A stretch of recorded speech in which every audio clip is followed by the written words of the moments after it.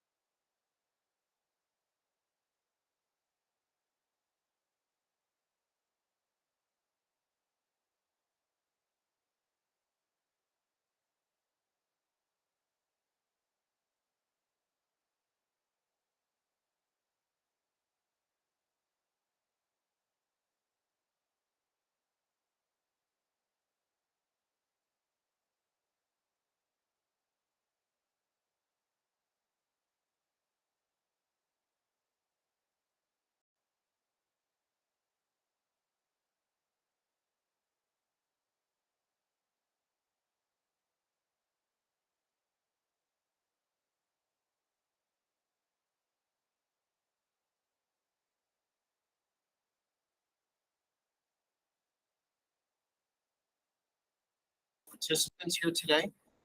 And so commissioners, please, at any time on anything, please stop, interrupt, and ask questions. And the folks around this table will do their best to answer that question. If they can't, they may ask somebody for some help in the audience. I'll say anyone in the audience, if you have anything you'd like to input in, get in the ear of somebody sitting around the table. And, they will figure out the appropriate way to do that so that everyone has a chance to feel like they can be part of this. So we will, there are drinks, looking at Heather, drinks in the kitchen. Yeah. So be comfortable, get up at any time, grab what you would like. Well, I guess just grab what you would like from what's there. I don't know what's there, so. But other than that, I don't think, we've all been through this before. We are missing, 2 commissioners. Natalie has graduation today for that. Robert, the more important school, is that it? He's wearing a UDOT shirt here for love it. Changing that. And, Who's got the U on the front of these? I saw that. Yeah, He doesn't let us forget that. and the tattoo, let's not forget the tattoo. And then Lou is traveling, yes. So with that, I know Natalie will join us tomorrow for the commission. That's right. Anything you'd like to share? Let's start. We have an agenda in front of us, and so who's going to do the process review? Ben? Ivan? Ivan's gonna share. Just like last month. No podiums. We're gonna be around the table, more of a discussion based. And we've got a presentation that walks through the agenda and all the items on it, so we can get going on that. And this material would be available on the commission website. Just please speak loudly. Whoever is the one has the podium or not podium, speak a little bit louder because last time we had some people said they couldn't hear it. So really quick, if we're navigating from the UDOT homepage, under our Transportation Commission, we have 2 presentations now. One was the March presentation, and we're going to be reviewing the May presentation. This is a PDF copy of the presentation we're going to be reviewing. There may be a few tweaks that we'll work through today, and we'll update this later on this evening. But right now, this is the copy of what we're going to be discussing. Back to our presentation itself, our process overview. Similar to the way we began last month, our last meeting. We've had our commission, our region workshops. Our needs have been collected and coordinated. In March, we presented the program reviews with the review of the assets, some of the legislative projects. We talked about the program summaries. We've continued to compile the draft tips, as well as the other draft preparations for rural transit, aeronautics, some of those other programs. And then we're here in our commission workshop for our projects review today.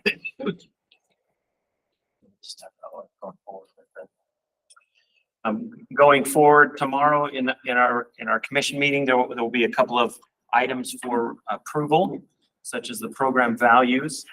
And in June, the expectation, the projects that we're going to be discussing today, will be presenting these projects in June for review and approval. For those items that need approval, for those items that were legislated with scope and funding, it'll be just a information only in the June commission meeting.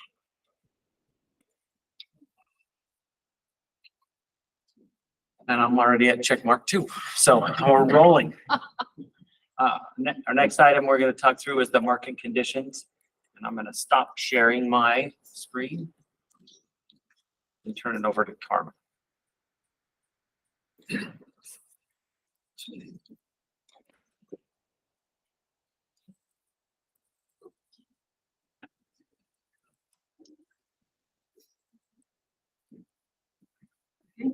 Very good. Thank you for the opportunity to speak today. Hopefully you can hear me. I'm going to kind of give an update on the economic impacts. This will be kind of a continuation of what I presented last year, so you can So you will see a lot of information I had last year with adding, this last current year to the graphs and things. So hopefully it's not too repetitive for you, but you'll at least see the changes over the past few years together. Will kind of give you a better perspective on what we've been seeing in the market these days. So with that, get started. So this is one of the first graphs I showed last year. And it demonstrates the composite construction cost index for the department. And this is a blow up area of a much bigger graph that you will see in the future through the presentation. But the major cost categories of work on the total spending and the bid data is roadway excavation, surfacing, and structures work. And so specifically those are roadway excavation, hot mix asphalt, concrete pavement, reinforcing steel, structural steel, and structural concrete. And so this is really the change in cost over time. And again, this is kind of a blow up of what, starting with 2019, which is when we started to see a very big increase in changes in cost. And I went ahead and I kind of left all of those national events that were happening so you could see how it was changing through time, starting with COVID, and getting into the hurricane, et cetera. But as you can see, I want to point out here from January 22 to 23, the cost kind of went up in July.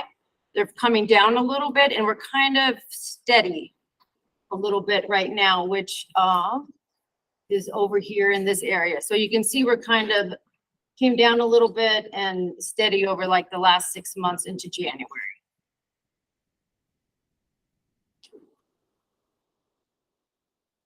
Okay, so this graph shows the percent cost increase in several standard items that we have. Sorry, I need to go back to one. Okay. Sorry about that. So these are standard items on projects with the average bid prices. So I want to point out, so the gray is from 2019 to 2021. And you can see that a lot of kind of more or less our standard bid items were kind of like 25 to 50% increase during that time. Going from 21 to 22, you can also see that costs increased again from, kind of 50%, but they're all very standard if you look at them individually. And then, but what we started seeing and what we're watching today is roadway excavation and some of the reinforcing steel.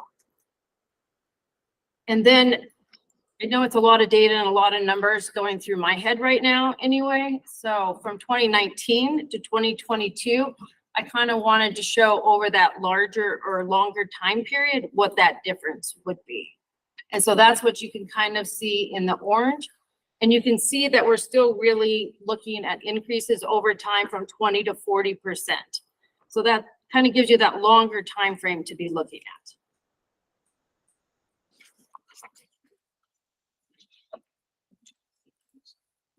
So, so this is the buy prices for 3 of our major items, which is concrete pavement, structural steel, and hot mix asphalt. And the reason I kind of go into buy price for these 3 items, because the bid prices can be very sporadic. There's other items that are kind of added in to these that aren't really accounted for when you get into separate bid items.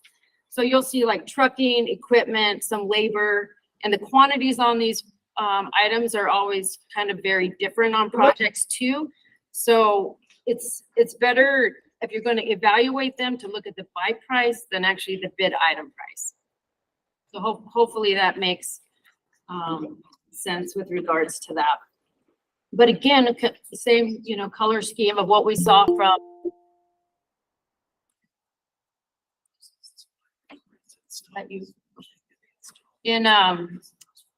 from 2019 to 2021, we saw kind of that at least 15% to almost 30%.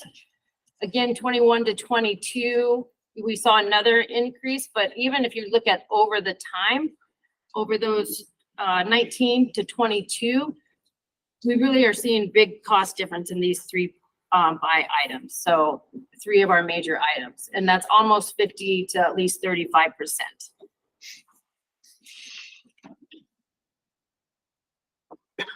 So this is a continuation to breaking down.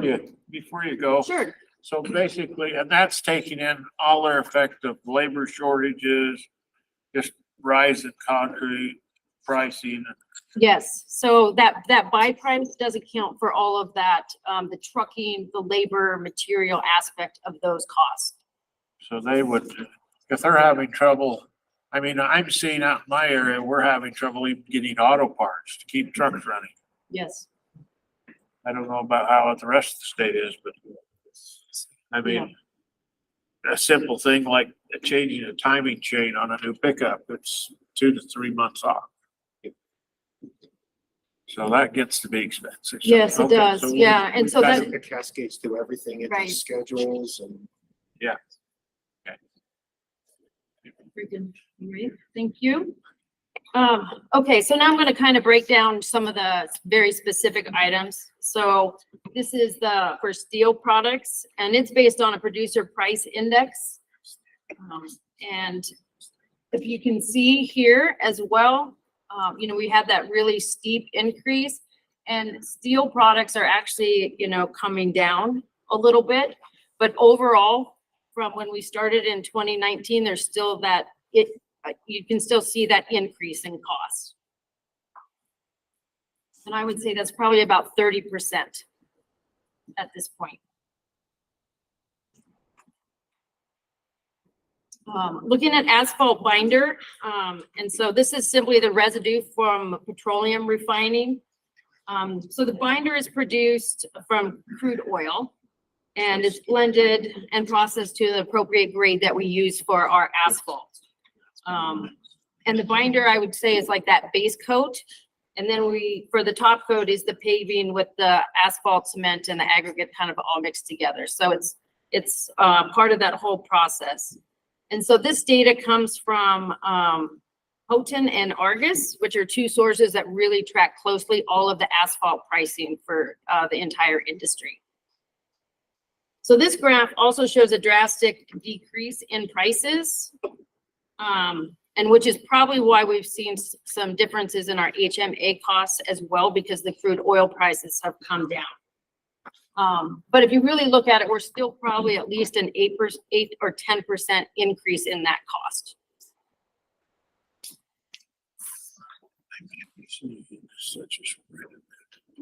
So this is just getting more into the Question, yes, please. sorry. Sorry to interrupt you. The projects that has been bid last 2 years, are they gonna be adjusted based on the drop of the oil prices index, or they're gonna just keep the same? Do we have the kind of clause in the contract? If they Yep. go up, we adjust it upward, if we go down, adjust it downward. Yes, so for what has already been bid, is that what you're asking? Yes, it will be probably at what it's bid at this point in time, and then we'll monitor that for the increases or decrease. And that information's written within the specifications. Thank you. So this kind of gets more in detail on actually the retail price. Okay, we show this graph every year, and this is really our cost index. Again, what I had showed previously was on that smaller chart was a really blow up of this section right here. When you put it all out, you just wouldn't be able to see that amount of detail. What this is really showing is you can see our cost index is rising at a much higher rate than the fuel tax revenues that we get. And I think they're about 32 cents per gallon right now. And so really that just kind of represents our projects are really costing a lot more than the revenue that we're receiving.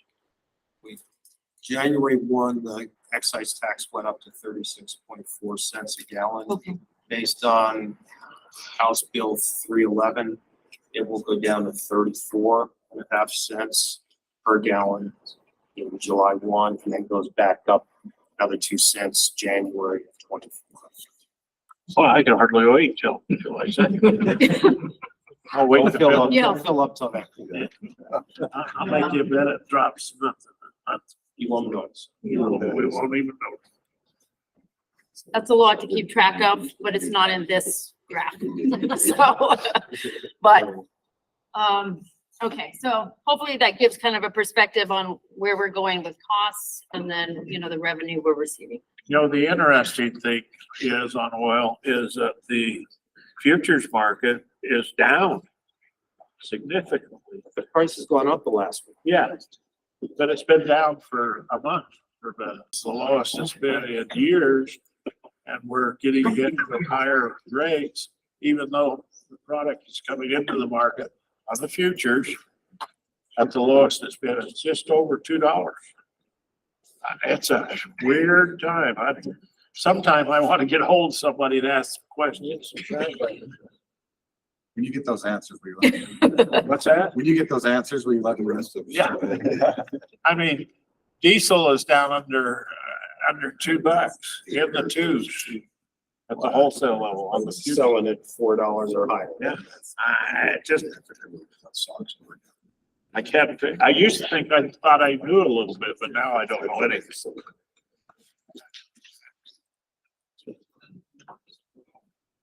All right. So now, this is our same cost index chart, as you can see. And this is, adding the, what we are kind of projecting for the next few years on what we've seen. So if you could see that previous year right in this section, that's where we were seeing, that 11, 12% inflation rate. Here's from this last year where you can see it's kind of, you know, decreased somewhat, and that's where we were seeing like kind of that 8%, 9%. So now looking at the industry nationally and like looking at other projections, you know, if you look at this next year, we're kind of still at that 11% high to maybe a 5%, 6% low with another 8% probably in the next year. But projecting out, if we can, depending on material costs and labor, we're thinking that that would come down more 7, 6, and 4. But we're probably going to be 4 or 5 years out for any type of recovery to what we were originally 3 to 4% inflation. Again, this is projections and things can change, but that's what the analysis is kind of showing today.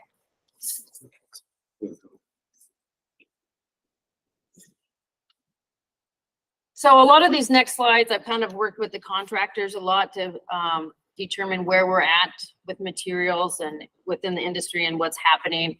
We're still seeing like electrical going up, that's cabinets, transformers, and a lot of that is based on demand right now. Cement, you know, the suppliers really had a hard time keeping up in 2021 to 2022. I don't want to jinx myself right now, but they're saying that we should be good this year. But I know I'm going to get a call later today. But the Portland Cement Association, they've indicated that they'll have more supply come on for the 2023 construction season. So that's what we've been told at this point, and at least working with the industry. Again, you know, we've been monitoring fly ash, and again, a fly ash is that residue from burning coal, and it replaces a percent of Portland cement that is based in the concrete. So at this point, they're saying they think it's going to still increase, but probably not to the percent or what as prevalent as we've seen in the past. Well, but just as coal power. But the price is still higher than we've seen. Glass beads, again, we're hearing that there could be a supply chain issue, but haven't really, in talking with suppliers, haven't seen it, but we're gonna watch it. And, you know, for those decreasing costs, we've already kind of talked about fuel, but we're seeing a big decrease in like aluminum and lumber. And when I start to show the national graphs, you can see it on the national graphs too, that those have come down quite a bit. So, we're really still watching that bid volatility and trying to really look at our project cost estimates. And, making sure that those are up to date, when we go to bid them through the advertising. Some contractors are saying that some subs are still, holding quotes for very short timeframes. Not as much as last year, but it's still happening and only keeping bids for a certain amount of time. But again, it's not as prevalent as it was last year. Some projects are still seeing some delays in getting materials delivered, or storage issues still occur. But again, we're just kind of watching that at this point and working with the contractors on that, just because it isn't as prevalent as last year. But we do, as a department, still want to monitor price index, and all of this information is taken from the Association of General Contractors, and they have these inflation alerts that come out. Very, very knowledgeable in tracking what's happening nationally. So this graph represents the PPI inputs versus the bid prices. So the inputs, which you can see in the red, and then what the cost price index is. So you can still see that there is that discrepancy in that. And so that really means that the inputs rose probably 12% in that last 11 months.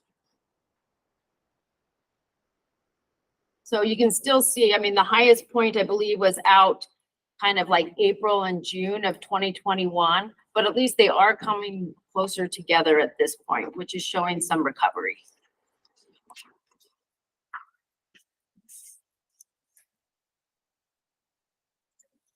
This is another interesting one, which is the cost versus the bid prices. So as you can see in the past, the inputs that went in to produce an item was much higher, but our bid prices didn't equal that. So contractors were either, kind of losing that difference, or they thought they could make it up later, or that it would recover by the time they actually went to construction. So this is really this first time last June that you could see where now that has swapped and bid prices are coming in higher than what it's costing to produce that item. Hopefully I've explained that well enough. But so now I'm interested to watch this in the future, to what happens versus bid price and input. So this is something that we'll watch closely.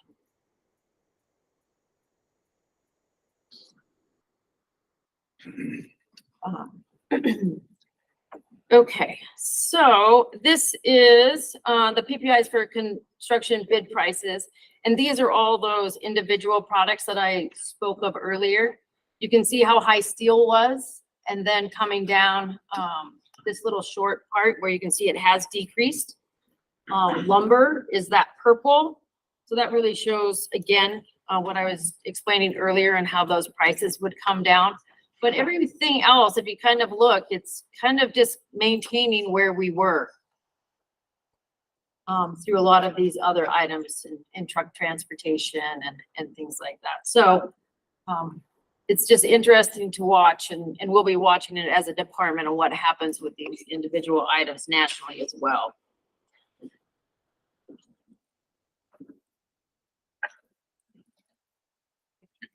So this is the contractor cost squeeze is what they call it.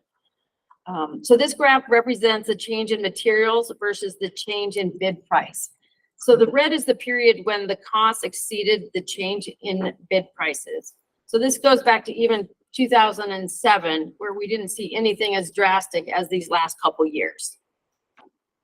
And that really was exacerbated by the pandemic and, disrupted construction materials and everything else associated with that. But so really the contractors weren't passing on those increased costs in their bid, which is why you see the red. But now you can see this black line here, which is more or less the opposite of that. And so the bid prices are more than what's going into it, which is similar to that last chart I just showed. So hopefully that kind of like makes sense what's happening in the industry. It's kind of, we're at that point where it's starting to fluctuate between the two.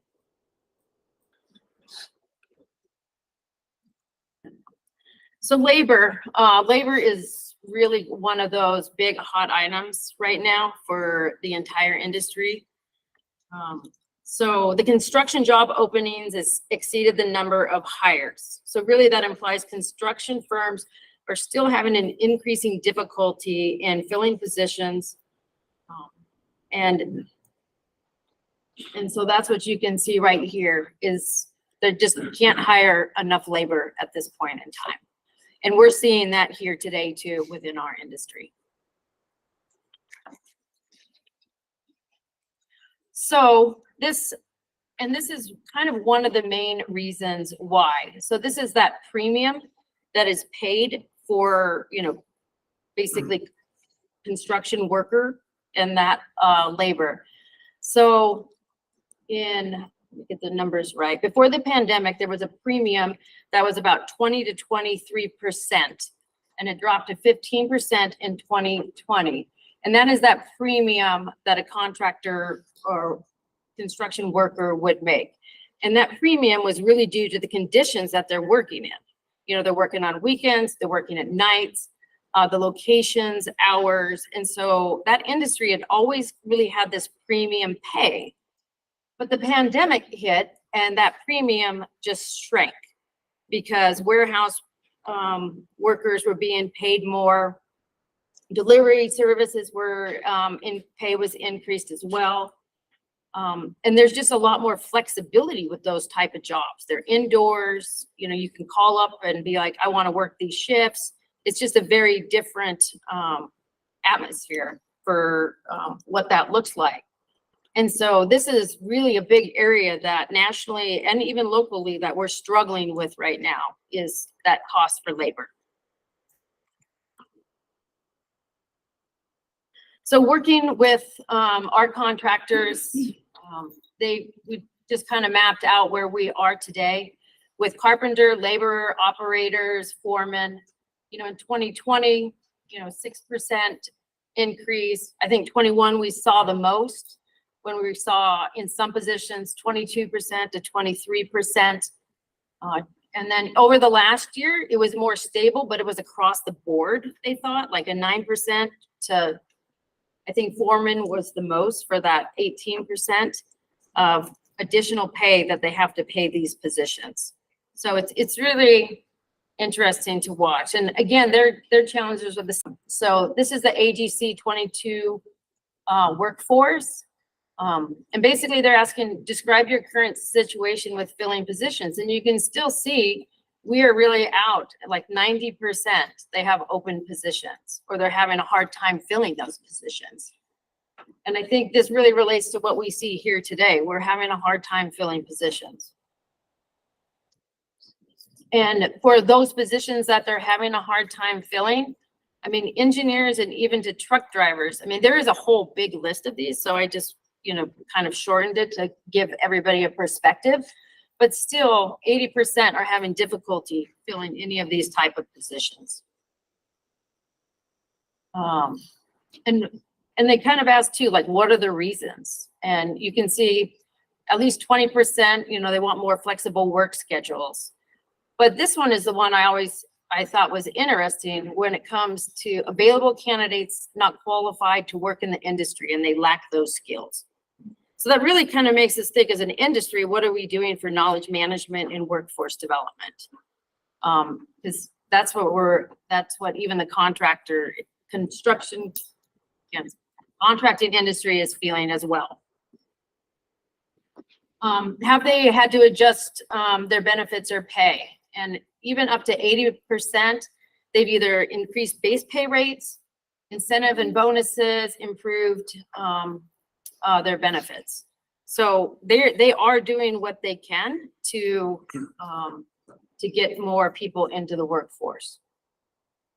And some of the impacts on like project completion times, I think they're still seeing delays, delivery delays, longer lead times. And again, what I find interesting is that shortage of workers. And you'll see that throughout this entire national information. So what do you expect for available dollars? And I wanted to just highlight this one where when asked, they see the higher dollar value in projects going up is bridge and transportation made the top of the list where prices would be higher. So future, I think the contracting industry is still feeling the same, where they really need to increase their headcount in the future years. And again, you know, what they're seeing for the future is that they're just still gonna have a hard time filling these positions. And at least 80% of those surveyed are struggling to fill those positions. And, you know, they're still seeing a hard time hiring. And I think, and I'm showing these really just to see that things, we would hope that they would have changed over the past couple of years, and it's not. It's just, we're still seeing it. Carmen, you had it in the small parent on one of your past slides, but I've talked to folks nationally. And this is in the transit industry from an operator perspective as well as construction. Yes. With the increased legalization of marijuana, there's a lot of the candidates, you know, have to walk out the door right at the beginning because they cannot pass the drug test. Oh, yes, that is in a note on one of the slides. Carmen, could you go back just Sure. let me take a longer look at that big chart that you had where it showed transportation bridges at the top and then the other industries. There you go. So, yeah, so what this is saying that available dollars, they think, you know, like the bids that we'll have on like bridge, highway and transportation, that those will increase. But even like power, hospital, you know, even schools. And again, this is like part of a much larger list, but I just found it interesting that we would be at the top.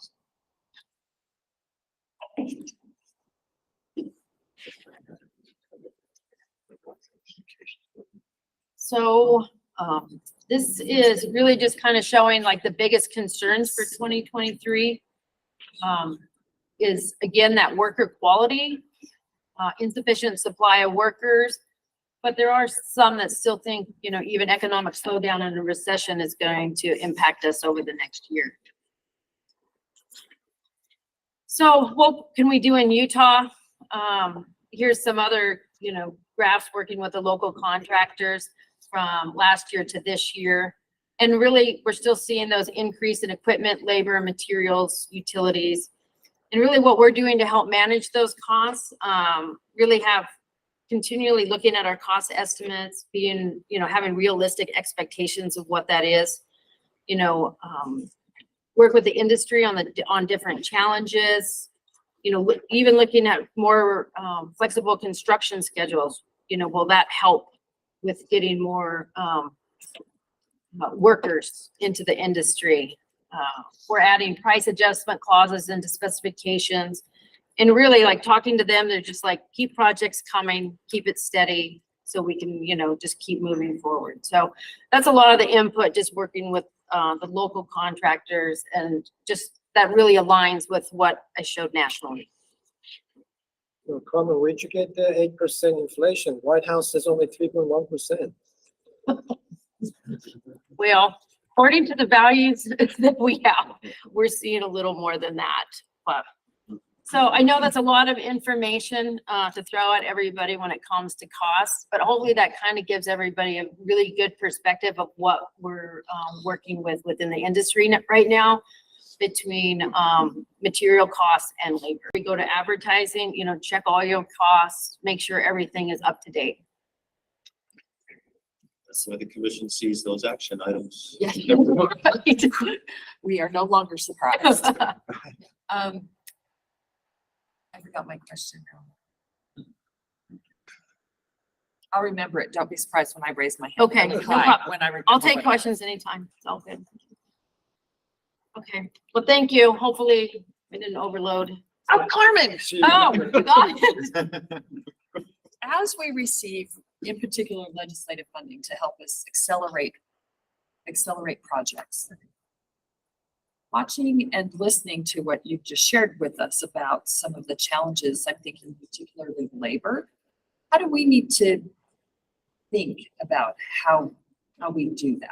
How, So that's a great question. And so when you look at, we've talked about what came out of this last legislative session, $800 million of general fund money coming to the project. There was a lot of discussion around capacity of the industry and where we were in terms of the growth and cost of that. And so the decision was, let's start to meter it more. So the goal is, if you go on, you get the sugar rush and then it comes down.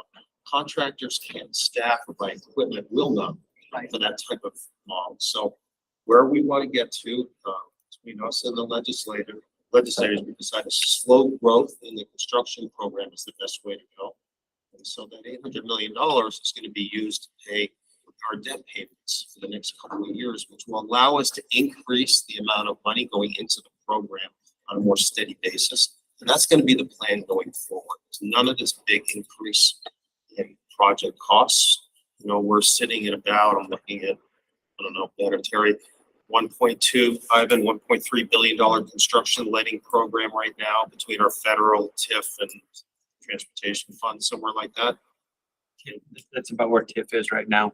And I expect that to slowly grow, and that allows the industry to plan. That's our scheme. thank you.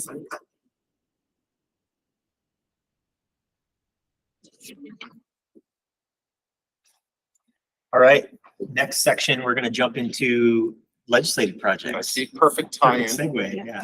It's like, You knew, I just thought it was my brain cells on three.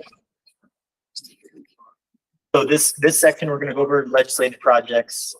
This is building on last programming workshop, part one programming workshop discussions where Shara laid out some of the money coming in. And then I think Terry went through some of these initial presentation of these projects. So we're going to go over these. We'll go over them by fund type and hopefully give clarity or a little bit of information on how they progress the rest of the way through. So starting with legislated transportation fund projects, the first category is there was a section of pass-through money, and they were identified. You'll notice that the three projects don't add up to the 16.47. There is a reason for that, and it'll be on the next slide. But so generally with pass-through money, it's fairly straightforward. Get the money, pass it through, just like it says. So this is the list of the projects that were identified for that pass-through funding: Provo Airport Terminal, St. George Airport expansion, and then Regional Roadway Grid Network Study. So those items will be passed through to those entities. When we do that, we sign agreements with the entity, and in that agreement, they commit to meeting the scope as described to the legislature. Correct. So you don't have supervisor? We don't supervise. That is them committing to meet that. So that's the commitment. We don't have the resources to go and supervise. So next slide. So this is the remainder of that. And this one was slightly different because of the project itself. Southern Parkway interchange on SR7. This funding will actually be added to an existing project. So that's why we called it out separately. So based on that, we are going to do a fact sheet for information only to add that money to that project because it is legislative. All right.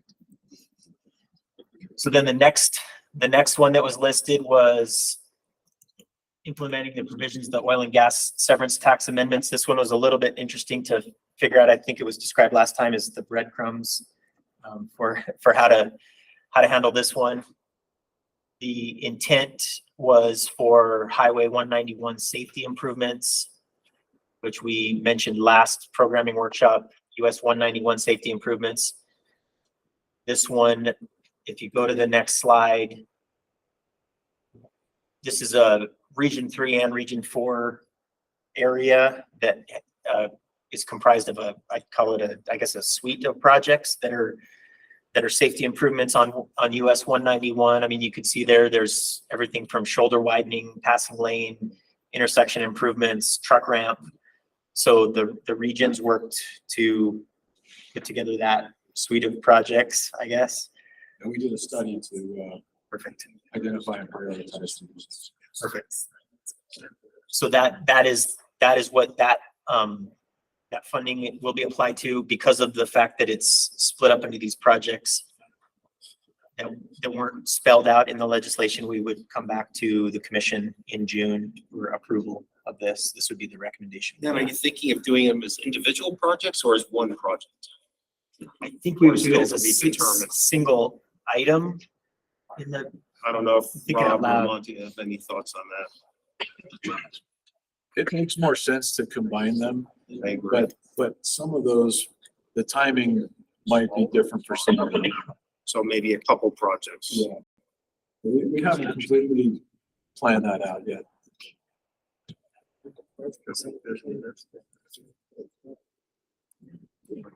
Take a while. And that will help clarify the timing. Yeah. okay. So now you'll notice at the top, we switch over to TIF. So that was the transportation fund. Now we're switching over to the legislated items in the transportation investment fund. So the first one, similar to the other one, is a pass-through item. So we've, just like last programming workshop, we've noted the intent language, location, and then the item. So this one was for a pass-through to Harriman, for a roadway in Harriman. So we will execute that pass-through based on that intent language. Next one. This item, there was intent language to use $100 million, but it was between two different projects. And so there wasn't a split, if you will, on that dollar amount. And so we've came up with an initial recommended split. It was mostly based on the, just a rough estimate on the environmental, and then putting the rest on the other project. There'd likely be more analysis on that project to evaluate that dollar amount, but this was to take the first steps in allocating that legislative funding for this section. So because of the split there wasn't, that the split wasn't spelled out, that's why we would come back for approval in June to the commission on this item.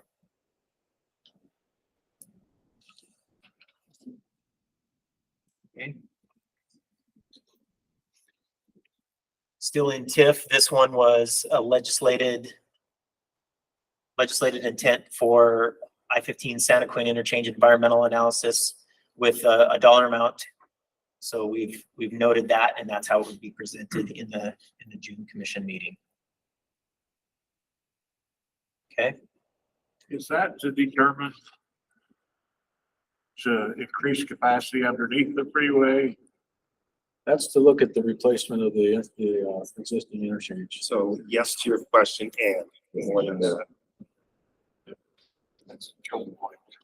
So Yeah, is you guys that- also, we had a commission meeting down there and the mayor was very clear in pointing that out. I got caught on it the other day. Uh-oh. So is that the Rocky Ridge exit you're referring to? No, Or is that Main, this is the Main, Main one. so this Okay. is north. Okay, yeah. We can get traffic backed up, clear up the route, out the old highway. All right, now we are switching to the Transit Transportation Investment Fund, or TTIF. There was this item for 200 million for a new front runner station at the point of the mountain. So I think this was discussed last programming workshop. The note on here is that this provides partial funding for the project. Just wanted to note that the current estimate is more than 200 million, but this would be applied to the start of that effort. Is there some federal money coming in to assist with that too, or is that included there? This is a new, and I'll look to Terry, this is a new portion. There's the other front runner effort happening right now that is pursuing a federal grant. But this is a separate separate item from that. But I guess I should look at Josh too. Yeah, Josh is here. Separate.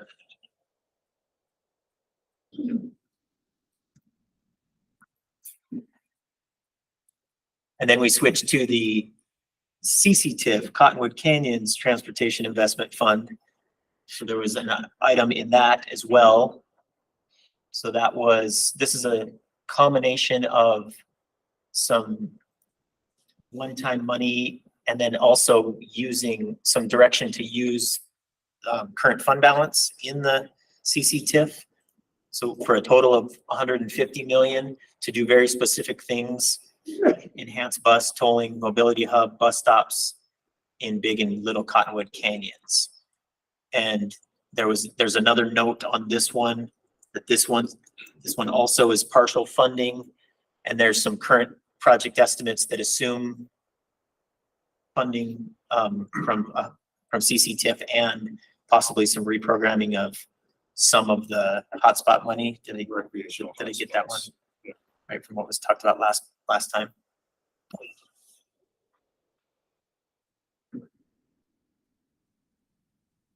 And then, I'm sorry, go back. yes, So if there is money needing to be coming from the recreational hotspots, you see it says June for information only because it's a legislative direction. That would be we would need commission approval for any of that. yes.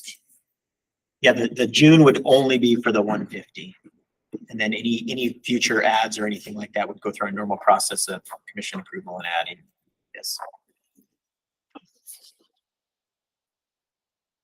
All right, another fund type, new fund type, ATIF, Active Transportation Investment Fund. So there was a legislated piece of that to transfer money to Mountain Land Association of Governments related to Provo Canyon. So we've noted that here, and that would be transfer or pass through.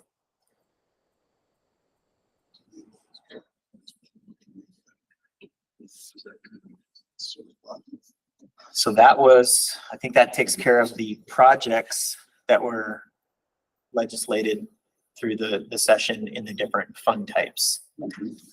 And you'll be, like I said, you'll be seeing those in various forms for information only, for approval as appropriate in the next commission meeting. Questions on any of those? Well, it's great, Jim. No, good deal. I think of all the on the stuff that presented earlier about the economics, I mean, just all the different sources that are our own, plus you just get it from different agencies, or, I mean, where's all that come from? That's just a lot of work to pull that together. It's a lot of work. Yeah, just from all the above, just, yeah. It's really helpful, but I was just thinking that's a lot of work to get on that. All right, so check mark. Next section is the accelerated TIF projects, and thank you, Commissioner Law, for that question and Carlos's intro to this one. So if we'll switch here. So this is related to some intent language in Senate Bill 2, and it's directly tied to, there's a whole section of language in there, and it's kind of broken up, but I think Carlos did a good job of, there was some general fund one-time money that was for bond principal and interest payments, that as a result of that creates a little bit of room within the program to accelerate some of these projects. And that was what this intent language is based on, is excess amounts to accelerate projects. So what we did is looked at the previous information that we had showed the commission on the estimated construction schedules, did an evaluation based on some of the stuff that Carmen was talking about, Carlos was talking about. We're not trying to jam everything forward. There's other variables like environmental document status, and so different projects have different constraints, whether they can move forward or how far forward they can move and things like that. So based on that, this is the current plan for which of those projects. And I guess I should mention too that we were programmed out through into 2030 And that was what we had shown, our program was built, and that's what we showed with the dates that we had shown previously. I think it was actually in Santaquin that we showed the previous dates. And so this is the result. So we showed the previous date there, strike through, and what the current plan is for how those can be pulled forward in a way that makes sense for the program. So there was this is the list of projects and what the new estimated construction dates would be. Question. So 800 million, legislature is gonna pay debt service for UDOT. And then we have to come back, either UDOT and commission combination, we have to provide equal or lesser, or equal or more than 800 million to projects. So I think that's what this is intended to do. The money was programmed out in 2030. And we had, I mean, you can see what's happening with inflation. It's been very difficult for us to manage the program with things that we programmed out in 2030 and we didn't assume that much inflation. One of the things, our goal with accelerating was to try to get everything out of 2030 so that we weren't programmed out that far. So what we've done, not programming new projects with the 800 million, we're moving things up that were programmed in 2030 and trying to deliver those sooner. So that's how we've used up the 800 million, is moving projects up. It's equal and- matching number, then. It's Some equal. of it is eaten up with Well, inflation. yeah, but It's not equal. But we're spending all of the, Right. but we can only spend the amount we would have debt payment that year. So, our cash flow plus up for FY 24, starting July 1, is I think the debt payment is 320 now. So that's how much additional cash we have in that year.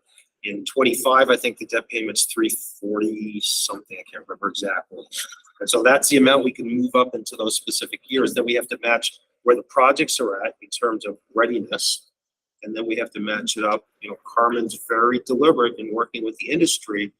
You're not gonna put out two big projects at the same time, because the highest risk for contractors is their estimating capacity. That is the smallest pipe that they have.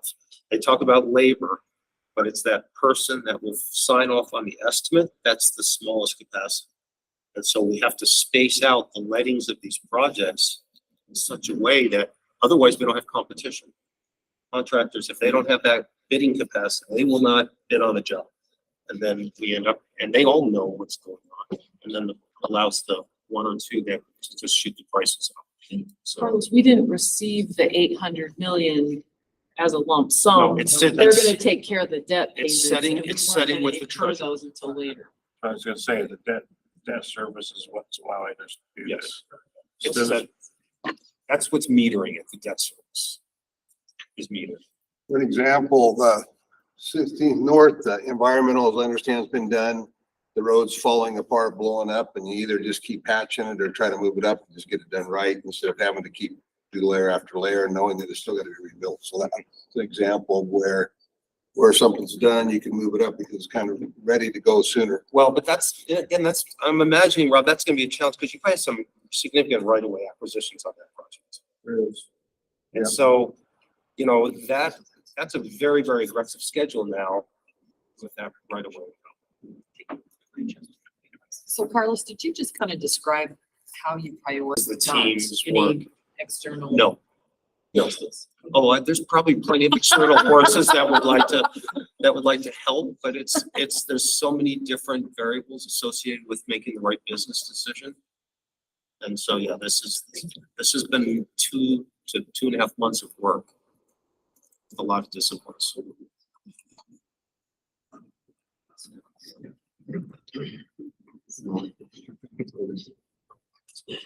So it's now a good time to cheer for this project. or- There's probably people behind us that are not happy or.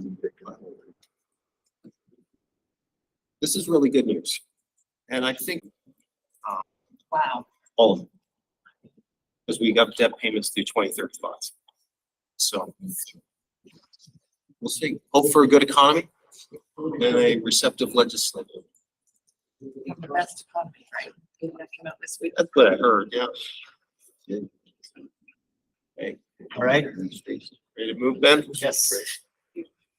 So for the next item, Now we're gonna circle back into the program values with the different categories. So turn the time over to Ivan to get that.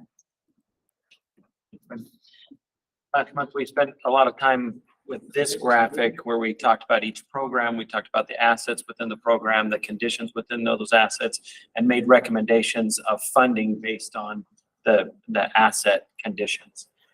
Just to remind a little bit, the 2023, everything in this lighter shade of blue has been previously approved in last year's commission workshop, programming workshop, and everything in orange is the proposed funding levels in these programs. Also a little reminder, typically the programs with the 3-year outlook are federally funded programs versus the 1 year is the state funded programs, or the majority of state funded programs. Our safety, traffic and safety program is one of those where we receive federal funding, the Highway System Improvement Program, that HSIP funds, that comes out in a 3-year, comes out in the infrastructure bill. However, we put a lot of state funding that comes 1 year at a time. So that's why we only take that 1 year approach with these other programs.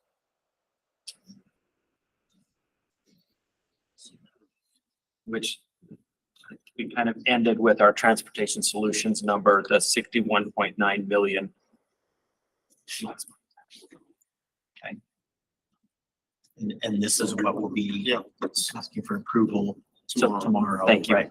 Tomorrow in one of the items that will be proposed or requested action from the commission is to approve these program levels in tomorrow's workshop, or sorry, tomorrow's commission meeting. Question. One of my favorite buckets is transportation solutions. We continue to propose that be broken down equally among the regions, or are we prepared to have a conversation about how we might do that differently? Did I just ask about? You're prepared for that conversation. We did it a little differently this year. So Okay, excellent. we're recommending something different. Well, how fun will that be? And when will that discussion be? That discussion will be at approximately. It's after the region directors go through. Number 8. I need to stop jumping ahead. I'm so sorry. You're proposing all the things, so I'm sorry I'm jumping. It'll ahead. be right before lunch. Okay, excellent. If you ask a lot of questions, lunch might be later. I will stop asking questions until after lunch. I'm gonna go fill up my Diet Coke now. Donna, we're kidding. Oh, I know. She's gonna get ready for it. I am, I'll be very ready. And so based on the Department's projections, you keep the contingency lower than the last 6 point, at the point, at 6 million, compared to 6.5. Is that what it is? Which one? Yeah, these are based, so the numbers that are in light gray and then the total at the bottom, they're based on, we work with Shara on projected revenues. We know there's certain things on the federal side that we know based on the infrastructure bill. We know I guess the estimated revenue that, or not revenue, but the estimated program amounts that come in on the federal side, combine those with the projected revenues on the state side, and that's what leads to these numbers. Those numbers will change based on what actually comes in with the different revenue estimates that Shara works with over time. So like the one that we had for this year, Shara, when did that, it was right before our March workshop that you got an updated estimate on that? Yeah, okay. Yeah. So yeah, so that's our best information at this point, and then it adjusts based on what we actually get in. So we actually are doing a little bit of over programming here. And then it's something that I guess Lisa and Ben will be keeping an eye on in the future. If the money comes in higher than we thought, we'll have a project ready to go. If it comes in lower than we thought, we'll be ready to hold a project. But we feel like if we over program a little bit, then we'll have projects ready to go if the money actually comes in a bit higher. Otherwise, we'd have some cash sitting that we wouldn't be ready to go forward with. So we are So this is Over-programmed so this is a little bit. optimistic here. Yeah, so Like I said, Ben and Lisa will keep an eye on with Sarah on how the money's coming in, and then we'll have a plan for holding a couple of projects as needed. And we've already got a few identified that are a good fit for being able to meter it that way, so. And then just last thing on this is this, how this all fits into the puzzle. Approval of these amounts then sets the buckets that fit the project recommendations in each one of these categories. So it all fits together.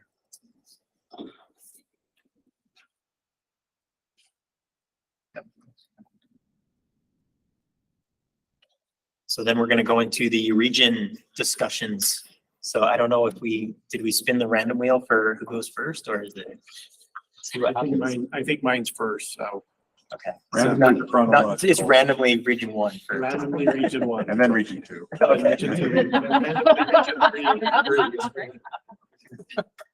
So, the projects that we have listed here is kind of a report back, and the projects that I'm going to show the first 4 different categories are all projects that are coming out this year as kind of a reminder of projects you've previously approved, and just going to kind of give you a brief update of what's going on and what projects are coming up in Region 1.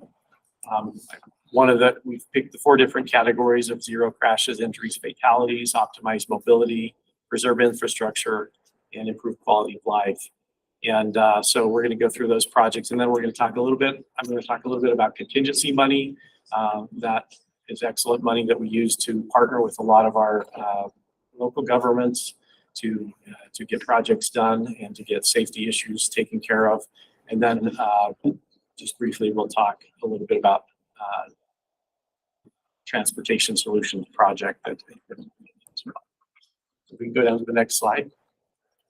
Our first one is what's called an HSIP project. It's a safety project to install cable barrier, replace some cable barrier that is a previous standard, and to improve the safety of I-84 through Morgan County.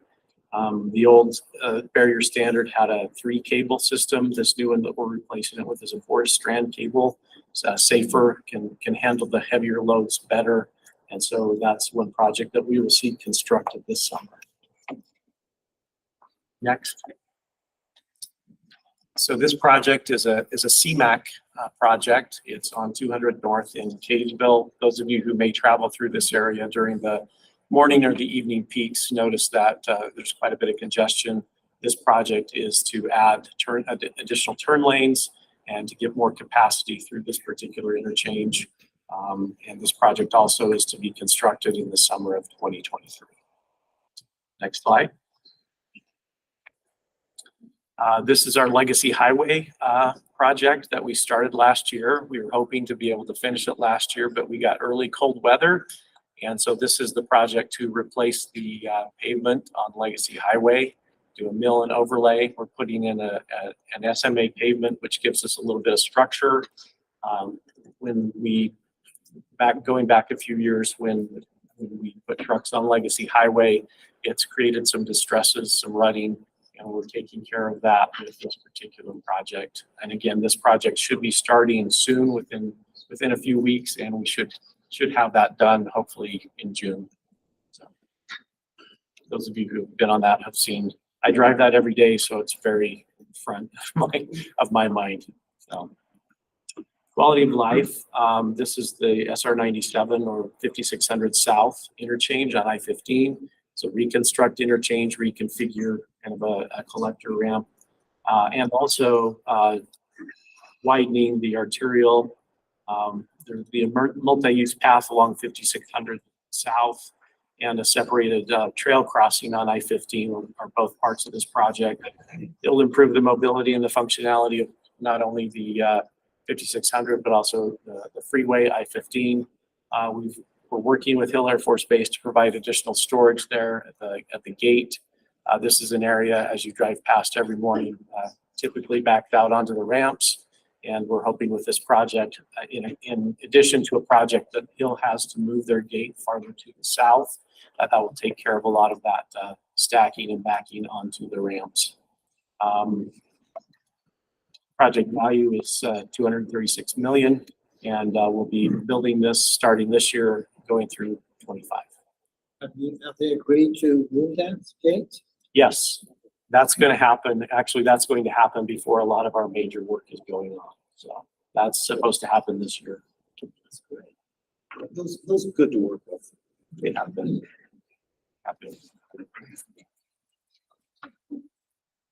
Here's some overheads of the work that's been going on. You see the off ramp there is going to be a combined off ramp that also takes it off and goes onto Riverdale Road. So if you want to get off on Riverdale Road, you have to exit prior to 5600 South.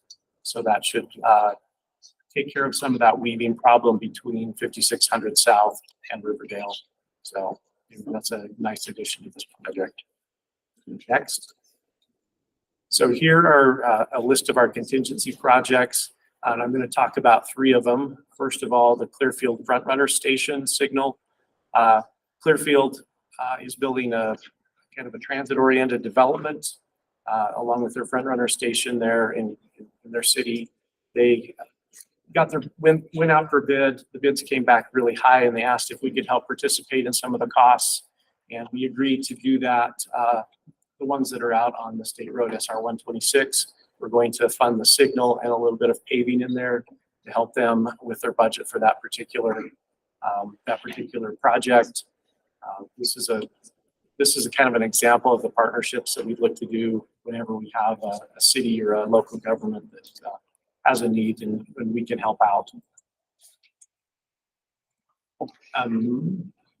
Next is a contingency project also, and this one is North Salt Lake. They came to us and asked if we could participate in a sidewalk project to add sidewalk through this area of Redwood Road. And so if you look at the numbers there, we've put in 100,000 of contingency. They have some that they're putting in, the city's putting in, and then also we're getting some money, tap money from Wasatch Front. And this sidewalk will be built in 2023. Next. This is one that's close to our office in Ogden. There's a school that's just down the road here on Wall Avenue. They came to us kind of with the same issue that Clearfield said and asked if we would partner. They got some pretty high bids from contractors on putting in this section of sidewalk. This is a walking path to an elementary school, and we agreed to do that along our state road there, and they've removed the trees already and are starting to do the construction. We'll see that this summer and well completed before school in the fall. So this is a great project. We were able to make it safer to the kids walking to school, and also an improvement for the state road with curb and gutter and drainage there. So very good project.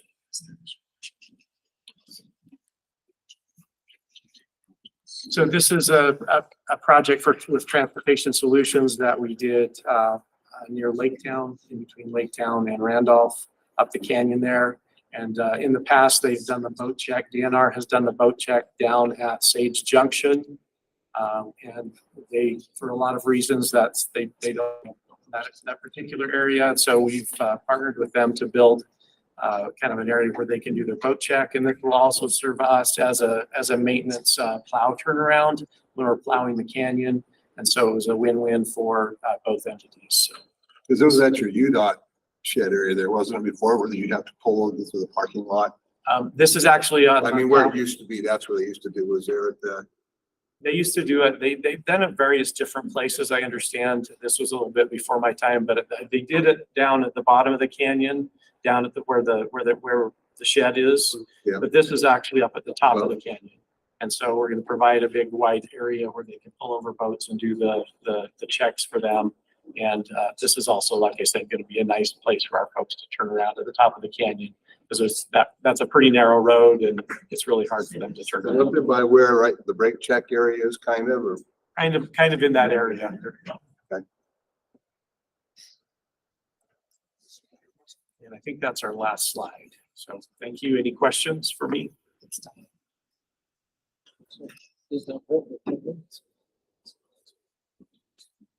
Okay, Region 2. Similar format to what Rob just went over, thinks, strategic goals, projects for this. Next slide. So, I'll try to highlight a couple of our smaller projects that have big impacts. So this was, going out on the I-80, in the west area. We have a big issue with high winds blowing over trucks. So you can see on there 41 wind-related crashes since 2018 out there. This was a VMS sign that was installed as a transportation solutions project to warn truckers of high winds, to hopefully catch them in areas that they can pull off before they get to this area. The next slide has a great illustration of what this looks like on days. And obviously this is not ideal. And so this is one of those great projects. You know, That's like, a little understatement there. Depends if they've been on marijuana. I mean, so this is actually one location, but we have another location out further west that we have additional blowover concerns, but since we have cable barrier on both sides, when one of these trucks tips over, it'll shut down I-80. So that's why it's really important to catch these trucks at the right spots. Okay, next. So you have the sign, then you will have the place for them to pull over, you're gonna accommodate that then? We catch them at those areas that they can pull off the interstate on an exit. That's the ideal condition, is to stop them before they have to pull over on the interstate. Right? We don't want to pull them over on the interstate.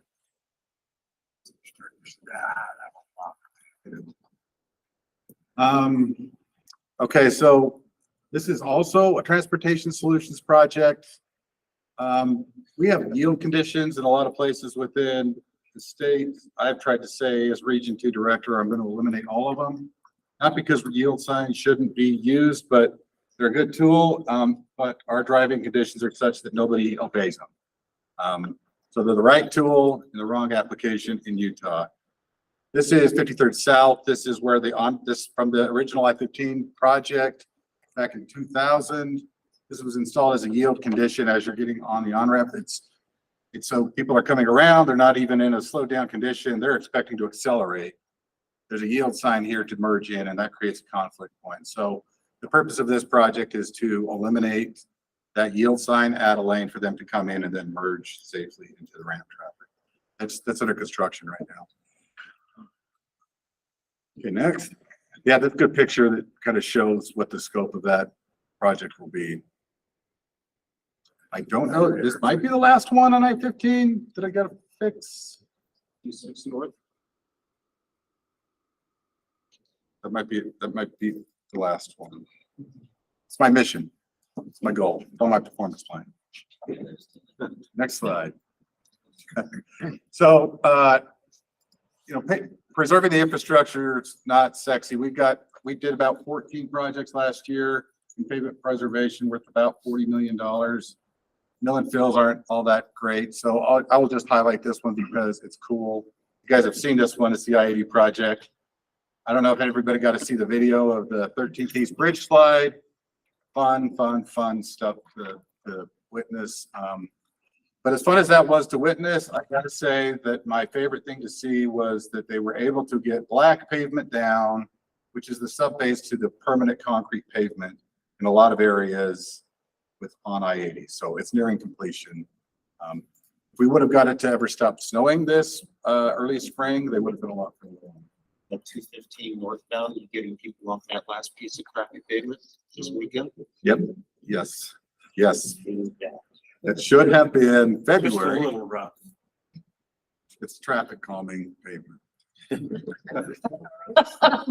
Sorry. When I came through there this morning, I thought, wow, I hope this is. The next time you drive through it, Well, no, be careful. You might be driving through that this before Saturday. Okay, yes. After this weekend, if you drive on it, it should be all new pavement that everybody's on.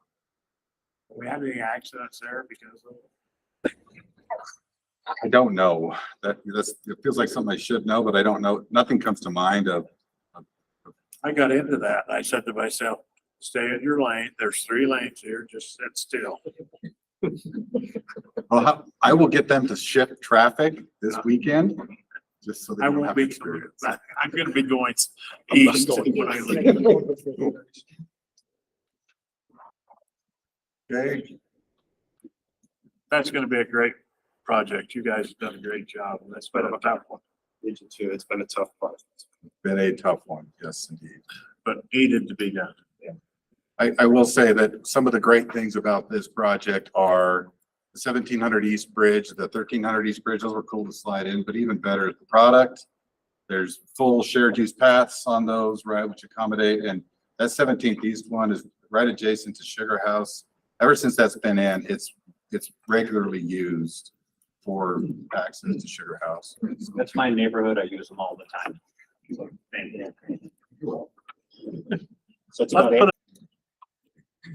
So the one that we highlighted for the quality of life is the 90th South project. That's just kicking off construction. This will increase 90th South to 3 lanes. It will increase the bike lane, create better sidewalk noise walls for the residents through there that have been living with it. Great project, long time in the making, as the commission well knows. This was the one that got sacrificed for the previous Bangor project. So this is finally getting under construction right now.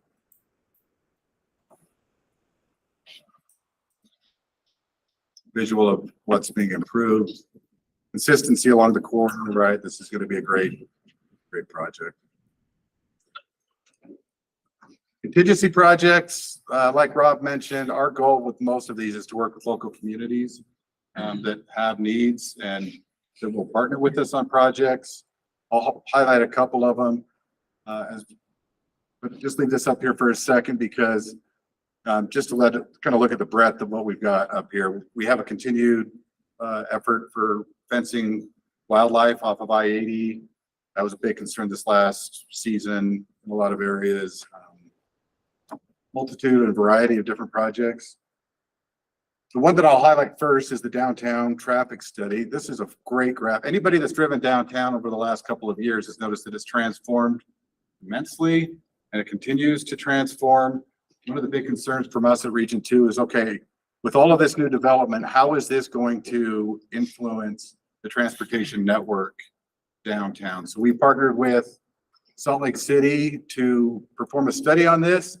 I love this graphic because the blue stuff is things that have been constructed since 2017 in Salt Lake City. The green is what is planned to be built by 27.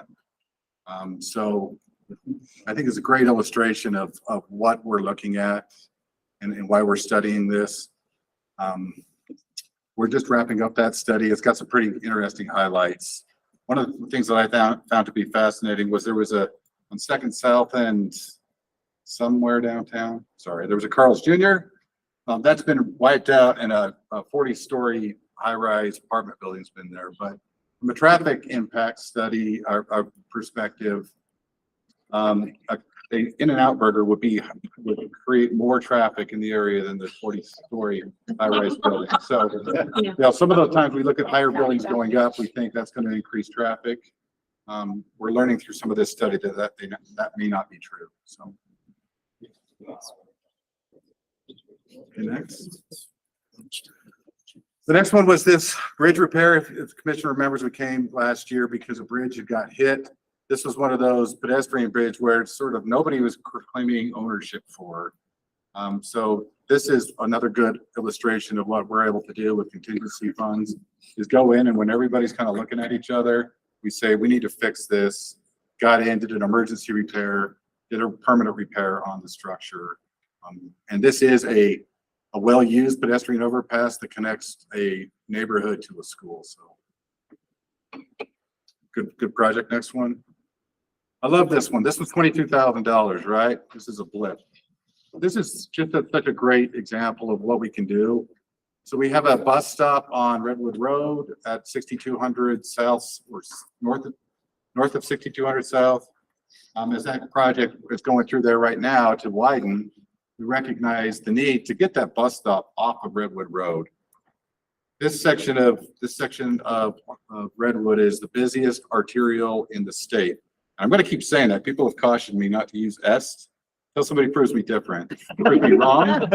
This is the busiest arterial, 80,000 vehicles go by here a day.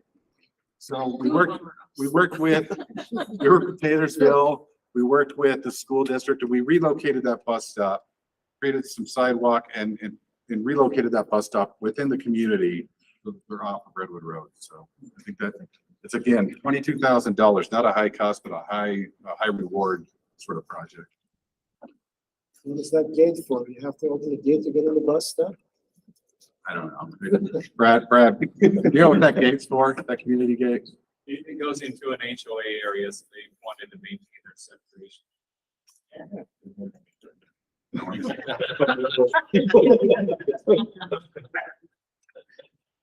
We could go there. I think that's it. I think that's all I got. Any questions?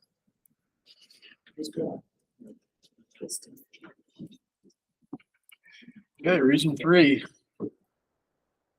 Last year, when I reported, we had programmed 22 projects. So for fiscal year 22, we closed out the year with 8 additional projects, and I'm going to talk about 4 of those. First contingency project to mention, to highlight, is the study that we performed on US 191. The trucking industry has been in a couple times to talk to you about the petroleum industry, to talk about the changing conditions on 191, and turns out they were correct. And there's a lot of concerns out there because that road isn't built to accommodate that. And we partnered with Central Planning and funded a study and identified a series of improvements on that road that ended up getting funded in the legislative session. So next. One of those projects that we completed that we identified in the study, we actually accelerated the delivery using contingency funds, and those are the truck pull-offs. And you can see in the aerial view 2 of those truck pull-offs. These are critical for providing a space for breakdowns or to chain up. The truck volume through there is just such that there's a lot of that activity where they need to pull off and didn't really have a place to do that safely. We built 3 of those areas in the canyon and got a lot of positive feedback from industry. With the winter they've had up there, I don't know what we've done with that. Yeah. I mean, no one wants to use them, but they were useful.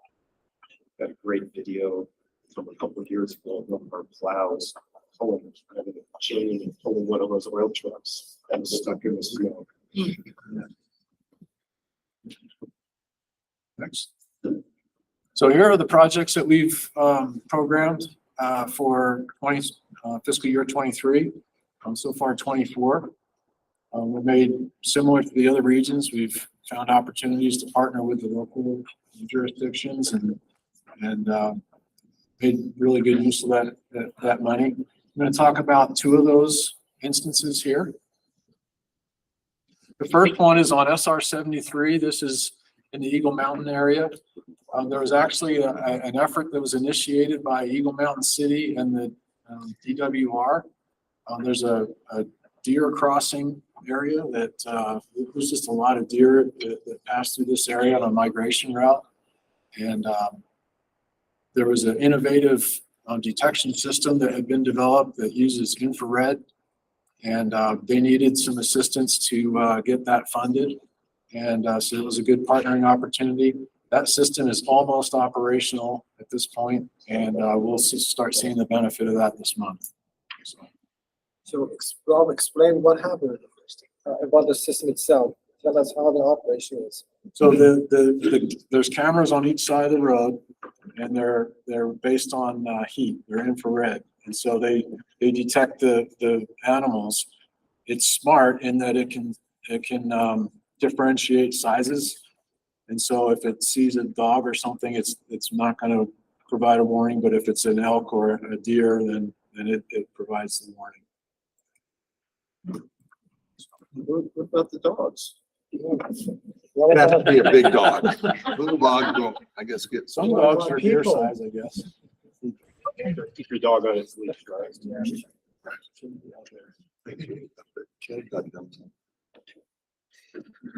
Another project, this was also in consultation with the oil industry. There's a need to better communicate with the trucks that are using US 191. And we have VMS signs on 40 and on 6, but not on 191. And so this allows us to get key messaging to those trucks before they head up and over the pass. So we'll have that in place later this year.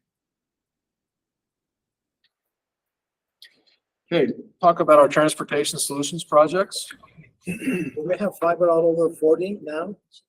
On 40, I believe we do, yes. Yep. This was a great project. So this is SR 92 in the Highland area. You can see off in the distance, near the top of that picture is the intersection with North County Boulevard, and just behind us is the mouth of American Fork Canyon. It's a 5-lane section in the distance, and it's a 5-lane or 3-lane section behind us. But there's no accommodation for left turns between that. And there's a gravel pit there that has a lot of truck traffic, and there's a subdivision that accesses off of SR 92. And all of those turning movements had to happen from the through lane, which is not ideal, to use your terminology. And so this project will widen that pavement and provide those turning movements for that subdivision and for the gravel pit. You probably recall we had to do a pretty impactful closure at the mouth of Provo Canyon in March due to some rock fall that had developed right on the ramp that takes you from 800 North into the canyon. That was initiated on March 10th. We had to close that ramp. It's a very specialized activity. The contractor that did it specializes pretty much in that.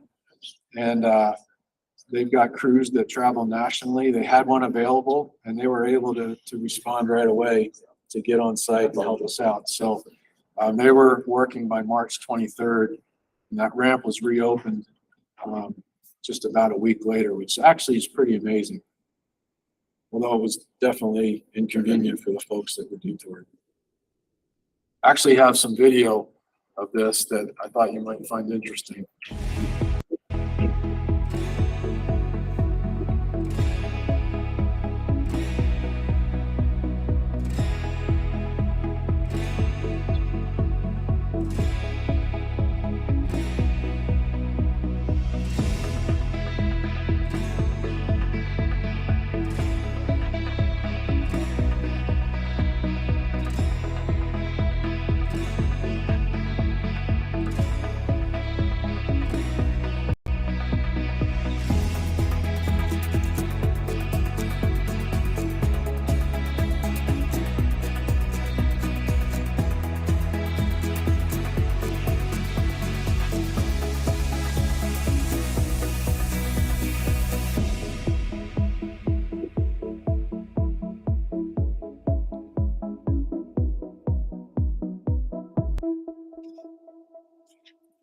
So it took them 3 shots, but they did a great job. They got everything removed and were able to reopen that ramp safely. That was kind of a neat process.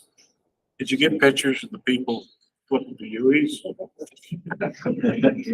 Yeah, we had a detour that was set up, but it wasn't respected very well. No one paid attention to that sign, did they? Wow. Sign didn't go down there. Another transportation solutions project that you'll recall we came to you to get funding for this. We had that panel fall off and some material came out of the wall. The fix for it was a process called soil nailing, and that was completed last summer, and last fall.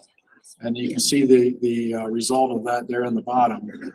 That was about $1 million, and that was a critical repair. That actually impacted the walking route for some school kids, and it's really good that we got that fixed. So We need to have a gopher trap on the new freeways.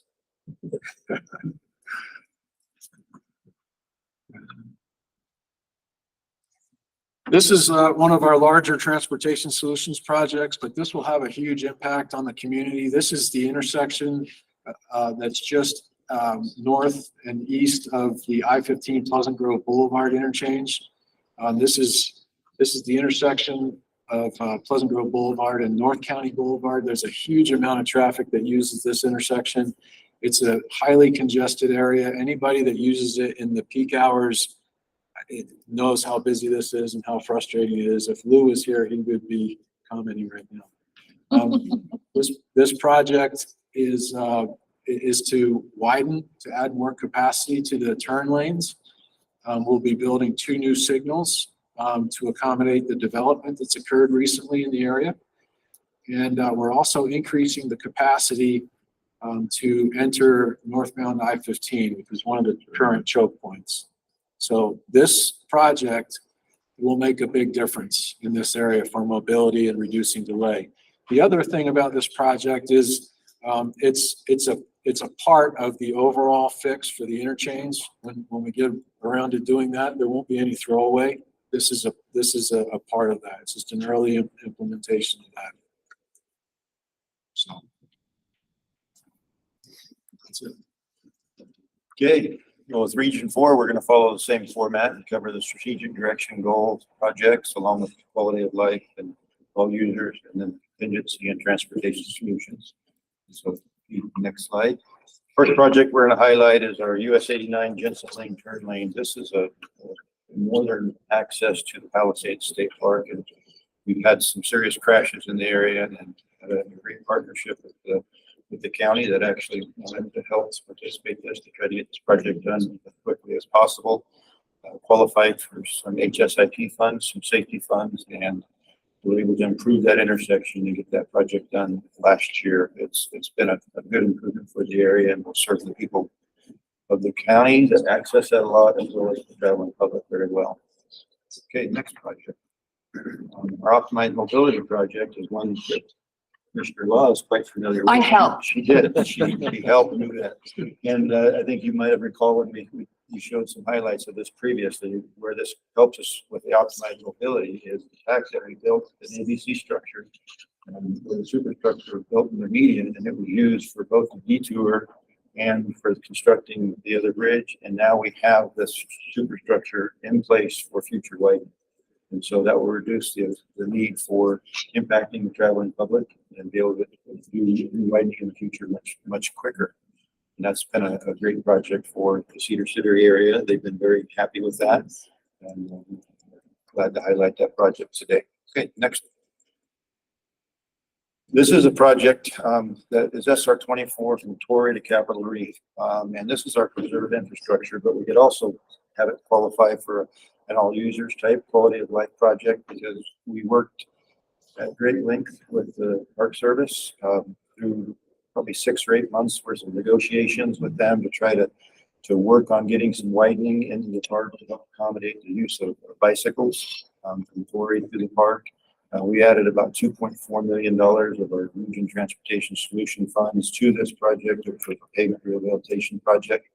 And it took a little longer in design and concept, but we did the right thing by tapping the brakes a little bit and making sure we address the needs of the community as well as the traveling public and our partner with the Park Service. It was a challenge for our project team. I had a lot of meetings myself as superintendent of the Park Service, but it was a great outcome, and we really appreciate what we were able to accomplish in this project. Monty, remind me what riprap is. Riprap is the large rock that is used to mitigate erosion in channels from water. So like if water's moving very quickly, and that's actually designed. We don't just throw it in the river. Yeah, it's designed based on Next 60 days. Ask my wife. I pointed out riprap to her, and that's one of her examples of how I am not a normal person. Just one. That's one of the examples. But this section of road reminds me of probably close to 20 years ago, we were doing a service project down in Region 4, putting Tamara's back away from the river. Monty, were you down on that when we did that service project? And the cars were going really slow, so we had traffic control up to narrow there, and some of us were wearing coveralls, and I remember a couple going by, windows open. Lady turns to her presuming husband, shaking her head, visitors. I'll never forget that. Is this picture taken next to the orchards? Doesn't quite go that far. This stops near the visitor center coming in from the south toward west. This road is beautiful. This, which is, you need to drive by. It's a great project. Okay, straight to the next one. This one is, we highlighted as our quality of life, and all users, a combination on this. We actually had the original concept for this project was to do a passing lane between Orderville and Mount Carmel. We were simultaneously, or just prior to this, we had a solutions development project that was ongoing, and had a lot of outreach with the community. And we brought this to them, and because of the concerns of having a passing lane in that section just north of Mount Carmel, where it's a 55-mile-an-hour speed zone, and they weren't real excited about that, and they actually pointed us to passing lanes out near Coral Peak Sand Dunes and how we could have an opportunity to connect those passing lanes. So again, similar to the last project, we kind of tapped the brakes in our design process and reevaluated, worked with the community to come up with a project that would help them be successful and help our traveling public be safe and help us, through the entire corridor. And we added sidewalk and turn lanes there, and it's become a great improvement for the community and the traveling public. And we made some help with the community, and they were much, much more pleased with this ultimate scope. Yes. Okay, next project is, so these are the list of our contingency projects. Much like everybody else, our focus is with our local governments. We did a few of them. I'm going to highlight two of them specifically, but I also want to point out a couple. One is something I've got to give kudos. Number 9 there. As you recall, last summer we had a very large storm event that eroded a large portion of SR 211. And Carlos and I had a phone call at, I think, 7 o'clock Monday morning or something, and asking, gosh, what are we going to do? How are we going to have to go to the commission and get a project awarded? And I said, give me a day, Carlos. Let's figure this out. And got with our maintenance folks, and they actually pulled the team together, and they went out and built that road underneath the limit of $184,000 that we can do self-perform in our maintenance crew. And they rebuilt that road and got it done very quickly. And it was just a huge testimony to how awesome the people are. When emergencies occur or when it's on the line to get work done quickly, they just came to it. And we had folks come from out the region to help participate in this. And it turned out to be a great project and helped us out a lot. Okay, let's bump up to the next slide, please. This one is an exciting project for an all users perspective and a great contingency project. It's phase 3 of working on the trail system within Bryan Head that helps remove the pedestrians and bicyclists away from the highway and provides good access to the various points throughout the community. As you can see, it was a nice partnership with the region, Bryan Head Town, and then the town had received an outdoor rec grant as well. A very, very good project, and we're excited to continue our relationship with Bryan Head and looking for these chances to help in that community. Is this is underway right now, or is it? It's underway now. It'll not, it's still a little, not great weather in Bryan Head for construction yet. It'll be starting here soon, but construction will be this summer. Okay, next slide. Now, this is an interesting project.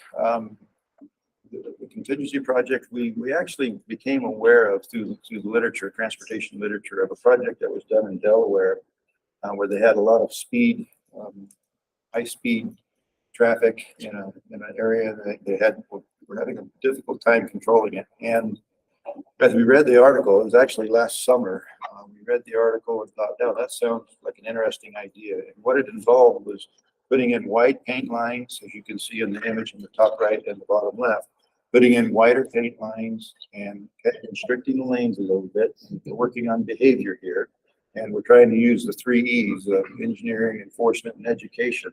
And while we were in Cedar City last August for our commission meeting, I had an opportunity to visit with Councilman Barlow, and I mentioned this to him, and I asked him, do you think that the community would be open to working with us on this, on the education side? And he said, you know what, I think we're at a point in time where, yes, because everybody in the community was aware of the crashes, the serious crashes we've had, and the very, very high speeds as folks traversed from Hilldale over towards Hurricane into the St. George area.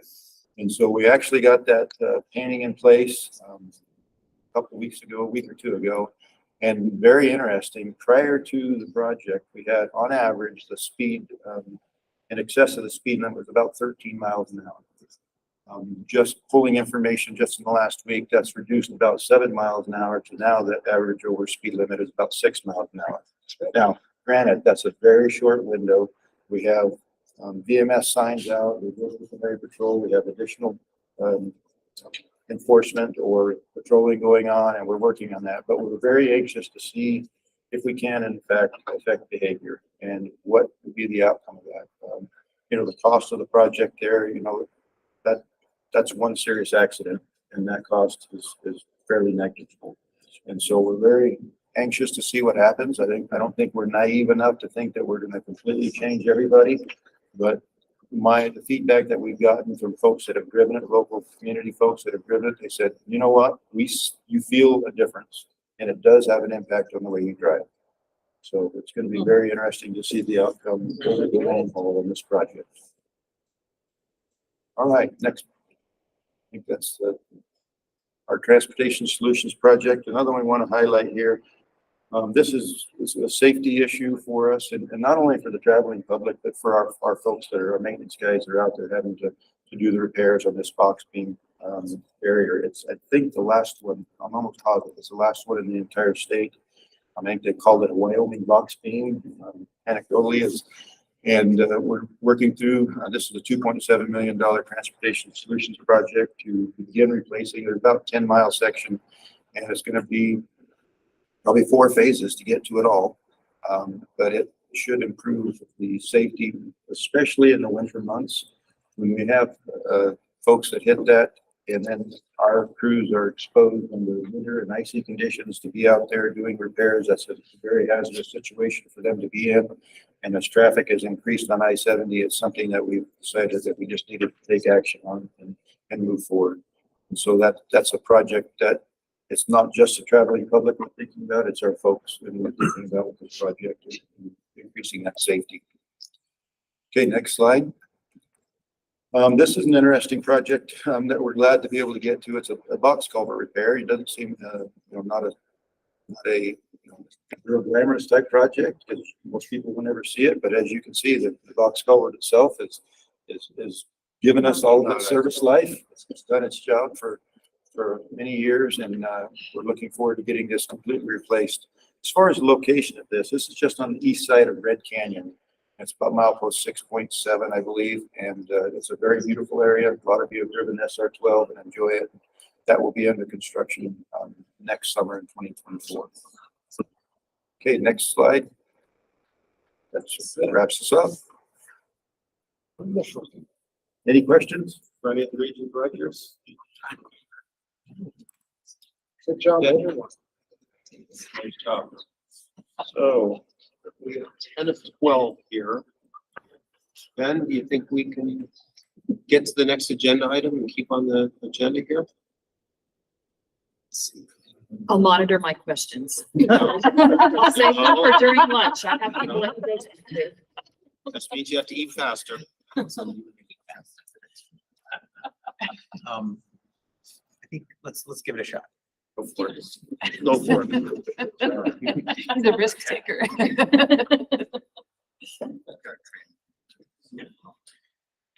So going back to our transportation solutions webpage, we talked about this being the presentation that we're going through. And in the years past, we've had this projects link, and this project link shows a graphic of the state. And then across the top here, it shows the different types of programs that we have. You can filter by region or statewide. whether it's a proposed project, some unfunded needs on some of the programs, as well as the commission approved. And then the design and construction is just a subset of the commission approved from where they're at in the process. So the next several slides are going to be pulled from this application, but to help facilitate the discussion, we decided to take a list of each of these programs, the projects within these programs, so we can see in aggregate where that list.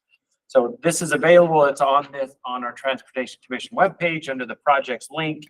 But for our discussion today, we're going to focus on within this slide deck presentation. So again, this is what it was look like that's there.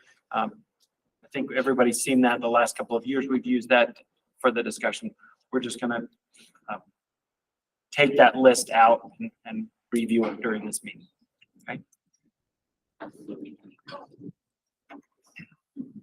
Okay, so this is where we get to answer Donna's question. Okay. Lisa had a part. Yeah, I got it.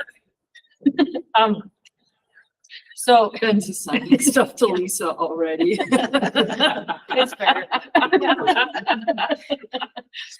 So as Donna mentioned, in previous years, we came to you and we proposed equal amounts per region in the transportation solutions bucket here. And so say 10 million per region. This year, what we did is we had the regions go through their traditional STIP workshop process. They went through and prioritized their transportation solutions lists and then submitted them here centrally. And as we went through and tried to figure out what to propose for funding, we really wanted to spread the projects around for operational roadway type pavement reasons, plus some assets. And then we have some other technology things to get in front of you maybe. So this is the breakdown of how the funding is divided, and on the list you'll see next the projects.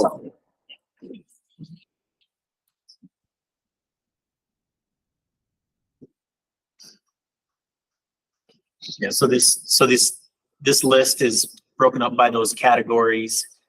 And whether it came through the region prioritization process, and there was some statewide looks at a few different projects. Some of those statewide looks were even region projects, but some of them were just broader program level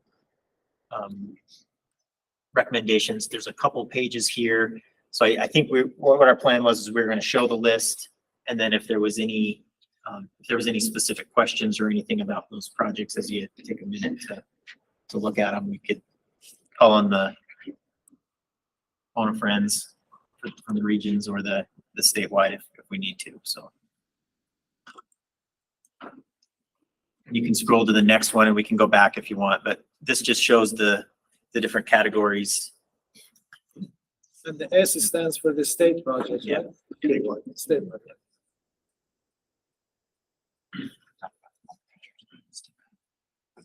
We can Yeah. leave that up during lunch. And Yeah. There's questions on any project. That's a good. You just have to come up here and scroll to the other page if you want to see the other page. So if you're eating, just come up here. Do you have any questions or concerns on the approach? On the previous pie chart, Ben, you had one for the barrier, so 18.2%. That's all those, 6 different projects. right? Barrier. Yeah, and there was, I mean, we did our best on these categories. If you go back down to give a flavor of what was included, everything from concrete barrier, cable barrier, there's the end treatments, the box beam that Monty just talked about. So the generally different types of roadway barrier projects were included. It's in the technology. Is that laying cable or? Striker? Yeah. I was gonna say there's express lane was the first, right? Express lanes, that's, so we're existing express lanes. I hate to use this term because some people. Let's go to the 17 minutes. Yeah, that's the big one. That's me. Sorry, Troy. So, the 17 million, it's project business systems modernization. So we have a lot of different, I'm gonna use the term archaic business systems to a certain degree. Sorry, Carlos. I help bring in. So, that really help us through, project delivery and how we manage our data. And so there's a lot of different systems and they're very old and they break down often. And they don't necessarily talk to each other through how we get to deliver projects. So all the systems are very different. And like, for an example, if you were to look at our data, we have a pin and everybody sees a pin on a project. Those project numbers. Within these systems, they all have that pin in there. And so it's kind of call it like dirty data because that number happens to be in our data governance system, like 10, 40 times, no matter, depends what system you look at. And so a lot of times we'll go to make a report on something and we don't really know if the data's, we do a lot of manual work to make sure the information is correct. And so there's just, and it breaks down. So you go in to fix one thing and it breaks something on another side or it'll break something in another system. And so we've kind of come up with this plan to basically move our old system to a new data governance system. And then we would build new, I'm going to call them modules for project delivery that will track budgets, schedules, and even like scope of work through all of the, through a project, and then even tie into our asset management system. So it all kind of ties together and it's over like 2 or 3 years to do all of that. It'll take 2 or 3 years at this funding every year. No, this is for the whole thing. To This give you an idea, Kevin, so. I understand. In the late eighties, I was the guy that knew Fortran programs. We got for free from South Dakota DOT, the project scheduling software is called PPMS, Pre-Construction Project Management System, that Price Waterhouse had written for South Carolina DOT. They gave it to us for free, but we didn't know how it worked. So I went through line by line of the Fortran code and had to figure out whether or not the scheduling algorithms were the way we wanted to schedule projects. So that it was bought used, it was given to us used in the late eighties. So it's time to upgrade. We're still using it. We're still using it. There's And we nothing to keep adding on to it. So, We've used it until it's wore out and it's cheaper to buy new than it is to. And like that box culvert. yeah. Yeah. I think this is- It's. I think this is really important. I would just ask a question, is this the right bucket that it has to come out of? Is this the only place that this? It's the only place we have. This is also the project when we talked about over programming and being able to put a hold on something. This is one of those that we would identify as if the revenue's. Doesn't always go. I don't know about that, but Well, Lisa and Ben will do that, so. No, it's. Big number. yeah, it is a big lift. And, you know, just today with its advancing technology and how fast it's going, you know, we really want to look at our processes too. And like, if we could buy something that does what we need it to do rather than build it, all of our systems have been built. And so looking at is all part of it.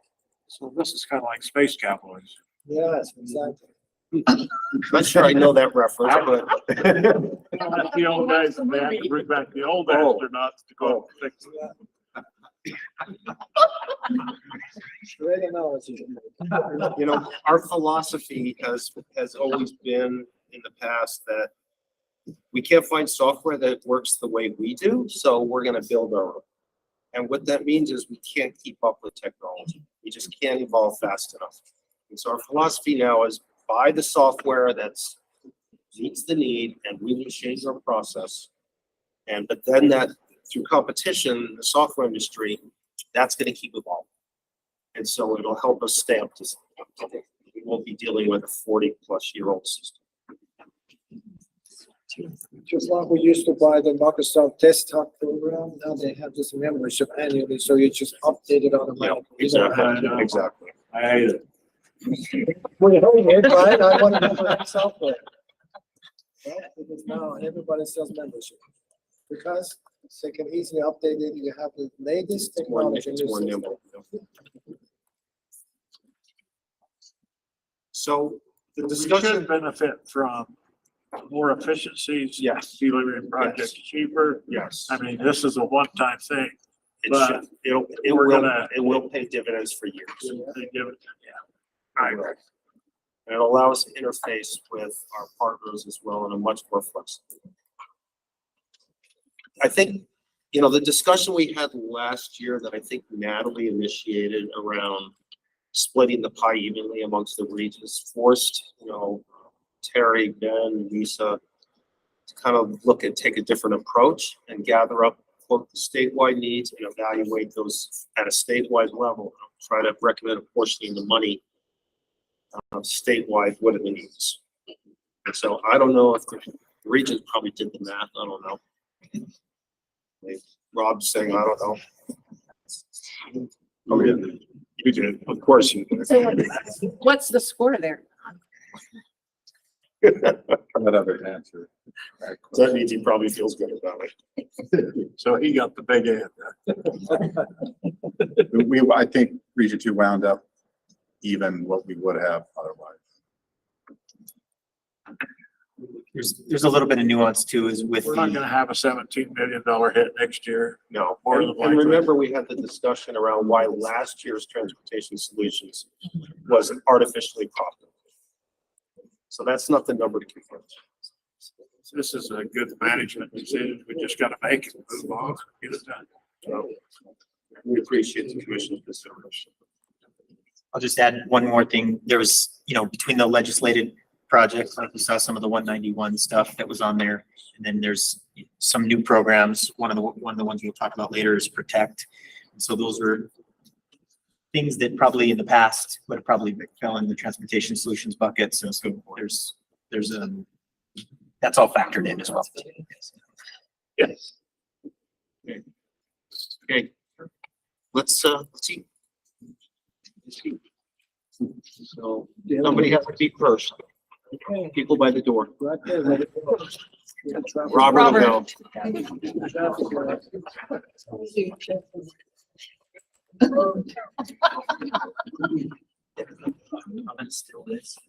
It's out of the way. We'll get a better one.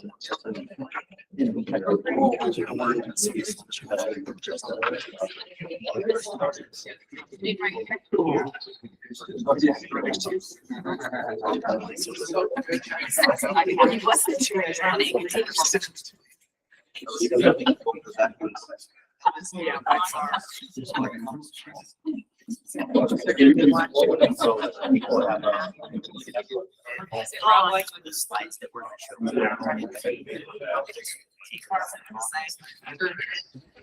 You went to sort that I know, I was like, these are mission. You guys were all. You guys were all pieces together.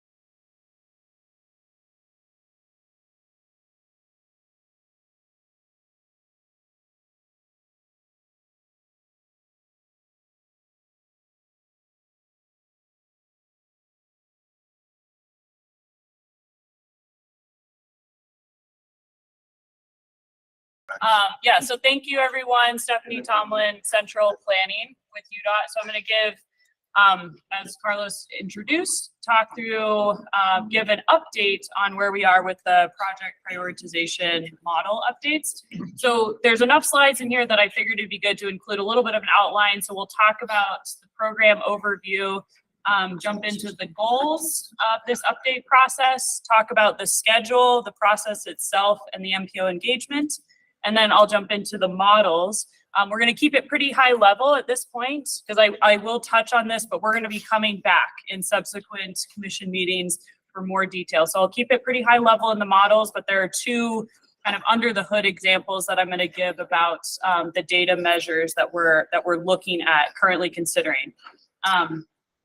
So with that, quick reminder, when we say the TIF and the TTIF models, so for TIF, the Transportation Investment Fund, we have two separate models that we use to evaluate projects. These are decision support tools that the commission uses to evaluate and then use to program projects for funding. So we have the TIF highway model, and then we have the TIF active model. So a reminder for active, these are primary active transportation projects that are paved and demonstrated congestion reduction on a state highway. And then within the TTIF pool, so to speak, we have which is the Transit Transportation Investment Fund. We have transit, a transit model to evaluate transit capacity projects.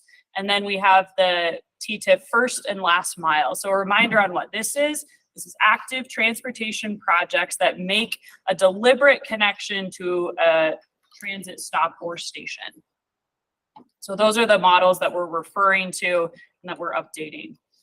I've shown this slide, I think, at the last couple of commission meetings, but it's always good to kind of like a refresher on what are the goals, I should say, of this update process that we're going through, because we again are updating these models. So I think really, the charge with this update is really that first bullet, to simplify and streamline. We've realized through using the models and ranking and evaluating projects that they're quite complex right now, which isn't necessarily a bad thing, but it's an opportunity to take a look and say, hey, what's serving us and maybe what's not as much anymore. So that's the big one. We're reevaluating the ranking methodology. So what I mean by that is currently it's a relative rank system, which makes it a little bit difficult if we have to go and add a project midway through a process. It can potentially shuffle projects in a way that isn't really intuitive, and we're trying to streamline that and make that much more kind of just concise and intuitive. We're looking always, I feel like this is always happening, but we're looking to integrate new data sources, new and better, what's better representative of the system and what we need to demonstrate within the models. We're definitely looking to incorporate outcome-based measures. And what I mean by outcome-based measures, this is and any time we possibly can within these models, can we take the project and put it in and say, here's the output if we were to build this project. You might think, oh, well, of course, why wouldn't you do that? It's tricky with data that we have available and kind of the capability. So we go back and we take a look and say, hey, what opportunity, what are existing, models or data that we can use that helps us get more towards this outcome-based measures whenever we're institutionalizing the process kind of within UDOT, but then leading to that last bullet, also within kind of the transportation environment, so to speak. So we're looking to sync it up with the unified plan updates, which I'll get to when I talk about the schedule. But those are kind of the driving, update goals that we have this time around. So that leads us to then how are we doing that? If those are the goals, how are we actually achieving those goals? So we started in fall of 2022. And we're kind of, what you can't see on the bottom of is in that dark blue box incorporate is we're striving to have this wrapped up by summer of 2023. We're currently in this orange box right here. So we started by evaluating and coming up with new ideas. At that phase, we did a really big stakeholder involvement workshop series. And then that led us to an opportunity to really start tinkering with the models, rolling up our sleeves and saying, okay, now we have great information and feedback. How can we incorporate that? And then we move now into where we've created some models, we've worked through them, but we need to keep refining them at this point. And we need to evaluate and figure out the weighting that we'll use for each one of the criteria, and then obviously validate, make sure everything's working the way we would expect. And then with the goal of incorporating these new models in this summer. Okay, so here we are on the schedule. You can see May is highlighted.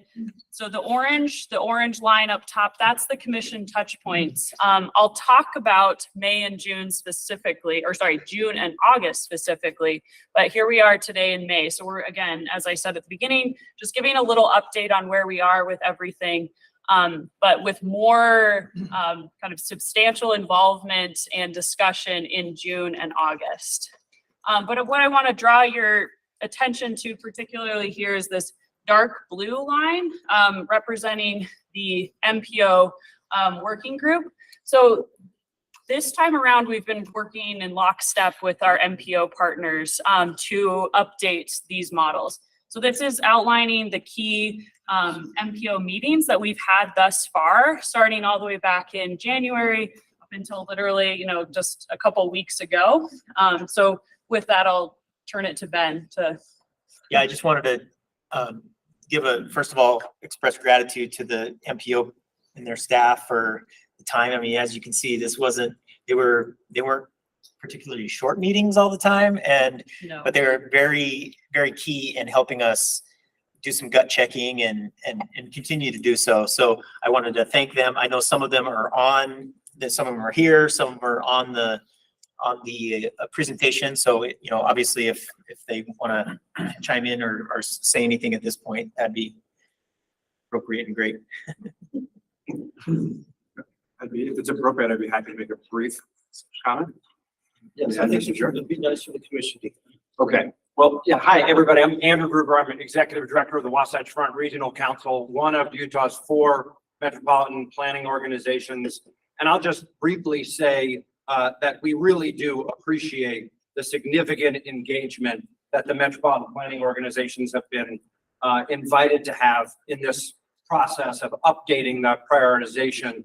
And it's all of the MPOs from around the state. Just as a reminder, the MPO boards are made up of the local elected officials, the city and county officials principally. And so in working with the MPOs, that is a way of engaging with the local governments and making sure that this expenditure of significant public dollars is done in a way that involves the commission and involves the regional organizations and as well as the local governments. And I think it makes for a better process and a better understanding of the process with everybody being involved in it. So we really do appreciate that. And just substantively and briefly again, I'll note that it has been said that this process is so important because of all the resources that are being prioritized, the significant funding that's been provided from the state. And it's a massive responsibility that you all have as a commission to make these decisions.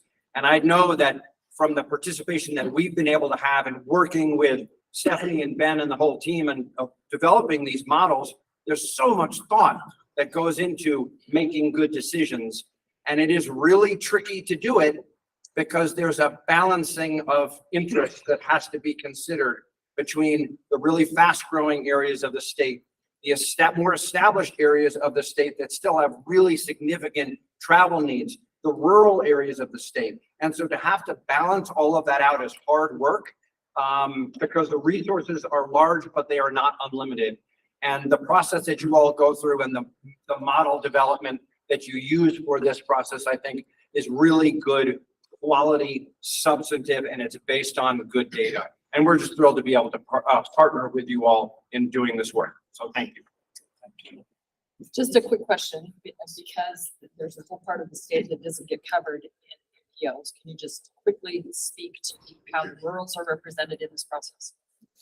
Yeah, we engaged our UDOT people for that. taking some of the feedback that we heard through some of our emerging area discussions and then, picking out people that, Region 4 and some of those areas where we can specifically ask them to take a look at things with a lens of, hey, how does this look from a rural perspective? And so we had some of those discussions. Some of the MPOs have, adjacent rural areas that they're more familiar with, so that they were able to chime in on how that would look as well throughout the process. Thank I you. don't know if there's anything else to No, add with yeah, that. that's exactly. So Yep. then, do you meet with individual MTOs or you have combination, put them all together in one place, or what do you do? Yeah, we Because obviously each one is different in Yep. region. Yeah, I will just say intentionally, we met together because like Andrew talked about, this is an exercise in balance, and it was good to be able to have those discussions knowing that, whether, I don't know if you want to talk about it like turning dials or whatever, but you push on one thing and it can affect other things. And so to have that group together and know that, hey, if we do this, it could alternately affect this, that was valuable. So we did it together as purposefully. So I just have a comment. One thing that Region 1 has been working on is meeting made with some of the smaller communities on a quarterly basis, so we can get local input, and we've been doing that with Rich County, and it's been well received. County commissioner, the local mayor, and city council members who can attend, come and participate. And, I think probably 4 or 5 years ago, we recognized we needed to do better because UDOT's responsible for planning in the rural part of the state. We went to the legislature and we said, you know what, we think we should have a planner in each region office. And that's tools that enable the region to be able to have that type of engagement. And I have to tell you, that has been very effective, and Christopher he's in the community. Yep. And when he needs to be in those communities and he knows the local people, he knows the local issues. So that's been a big help. So if the legislature asks about that, you can. Well, no, I mean, it was a need there, and that alongside, and I think Stephanie or Ben meant the emerging area, we were able to obtain money to be able to do planning studies and help these areas that don't have that robust MPO support, so that we could do a better job. But sometimes those decisions that are made before you're an MPO area are more important than, it's a little late sometimes when you become a fully urbanized area. I think it's made a difference, so I'm grateful for that decision. It's been gratifying to see that adjustment in recent years.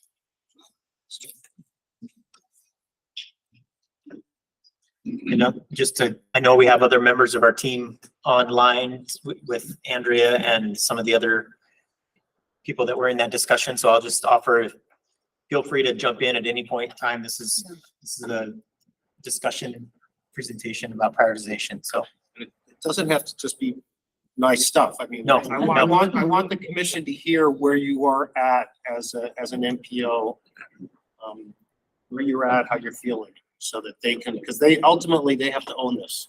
Doesn't have to be nice, so well then. That's why I waited till you were done. We just had your lunch, so.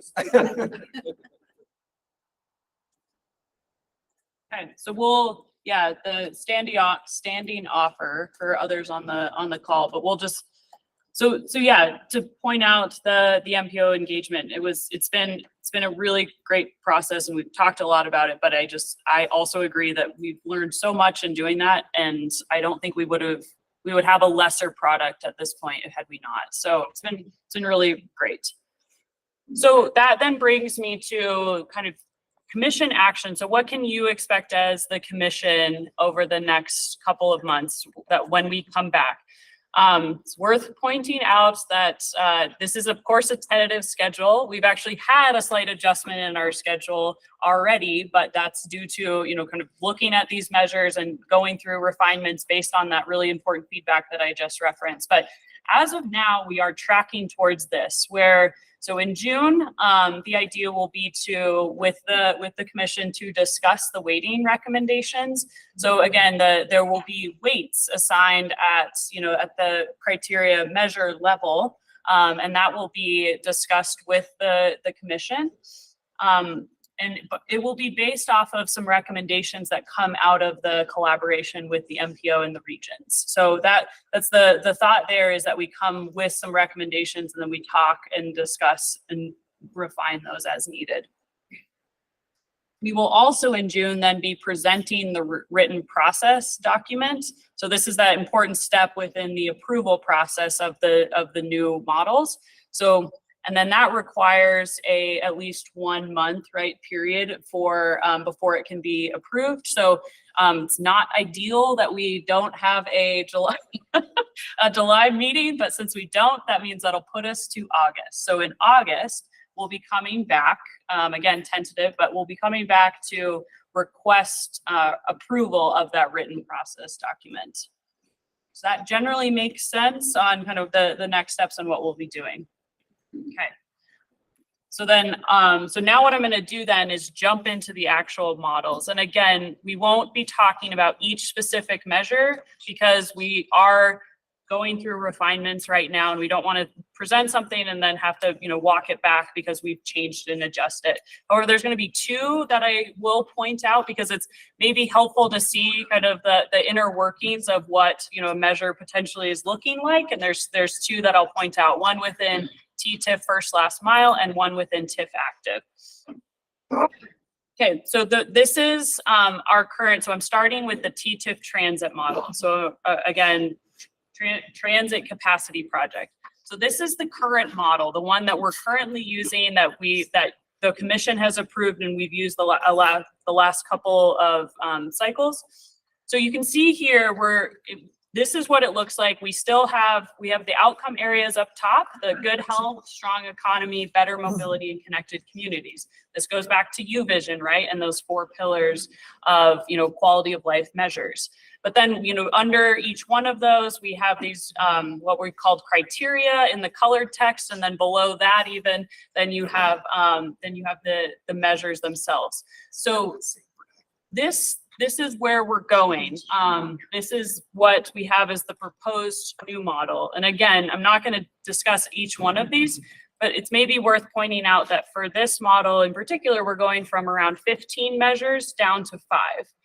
So back to that whole point of streamlining and simplifying, what we're hoping this is doing, and I'm really feeling confident about this, is we're really getting to the essence of what makes a good transit project.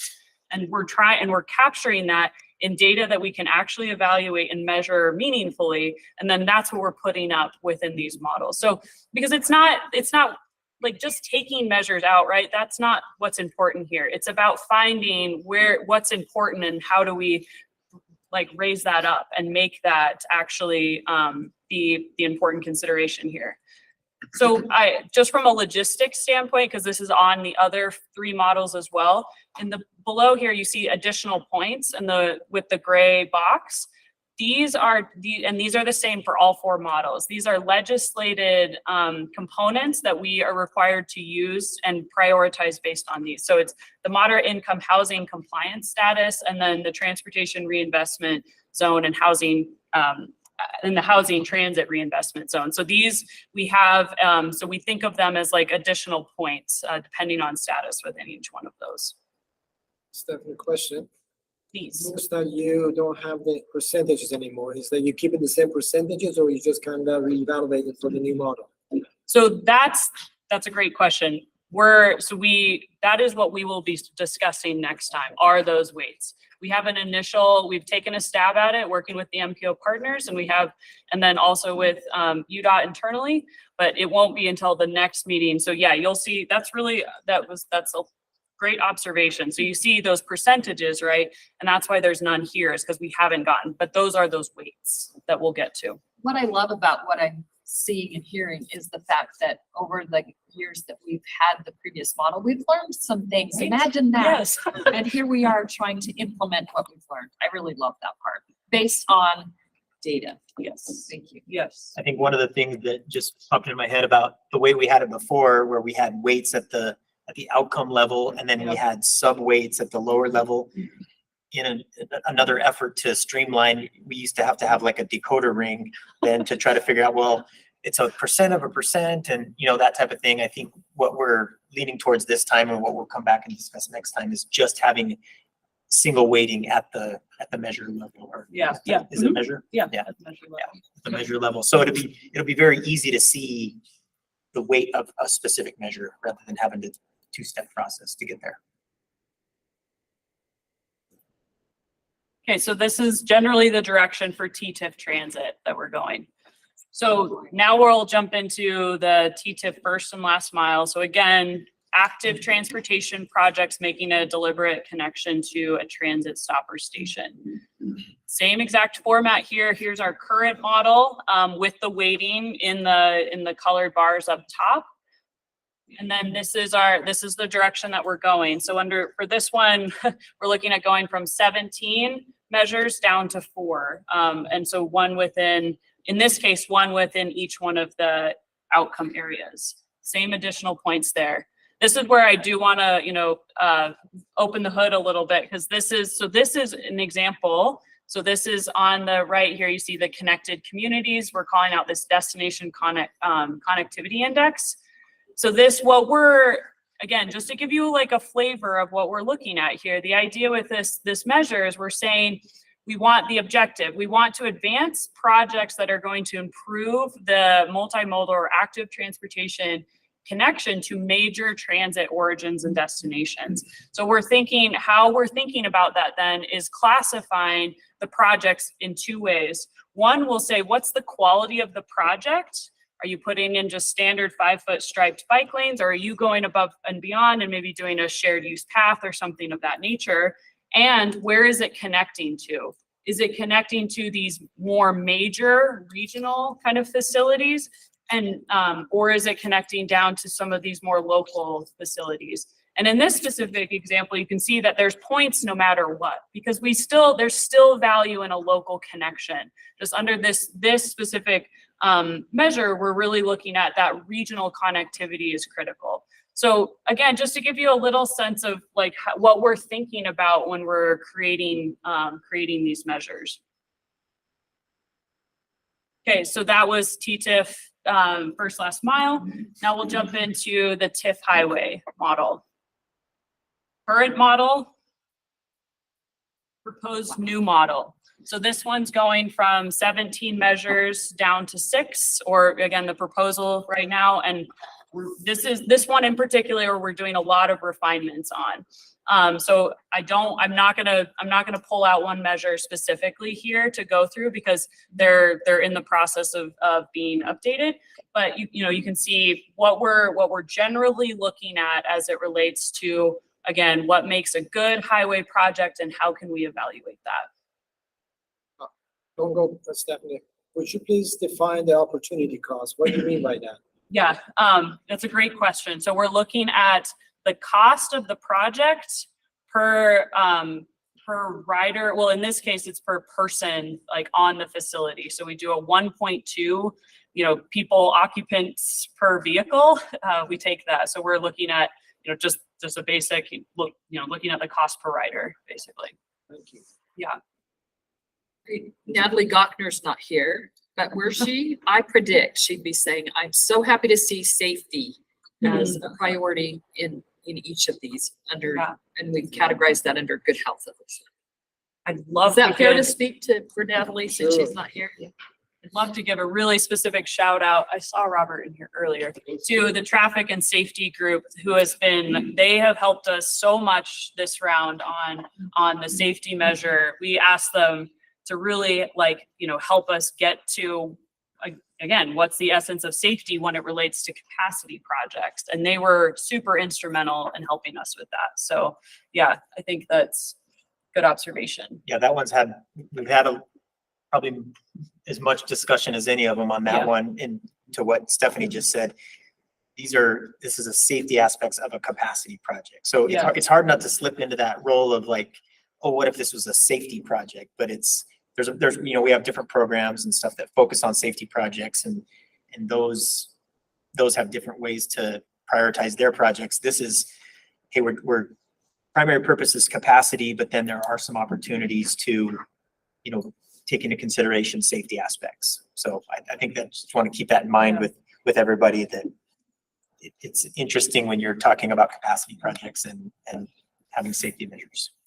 Feeling pretty good though that we're striking a pretty reasonable balance on that.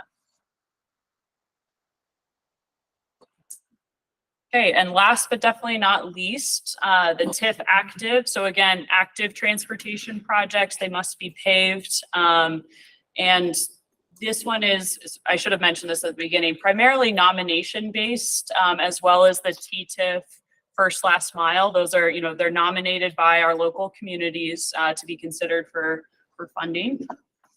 And that one still has a 40% match. Yes, yeah, this one does, good point, Carlos, but the TTIF first last mile, that one through the legislature got reduced and is now a 30% match requirement. So. Okay, so this one, here's our current model. And then here's what we're proposing. This one, went from 19 down to 4, really emphasizing, I think the highlights here are, I'm really pleased with the direction we're going with the safety, the level of traffic stress, and then active transportation. Oh, I think that's actually the one that I have to highlight. So the active transportation demand, this measure really takes a look at where do you have high potential for active transportation users. There's a direct connection to kind of land use when we look at this. So what you see in the blue text here is the conglomeration, maybe for lack of a better word, of different kind of land use and socioeconomic criteria that we kind of put together. It creates that hexagonal grid that you see in the green at the bottom there. And we lay it out and then we say, oh, where does the project cross?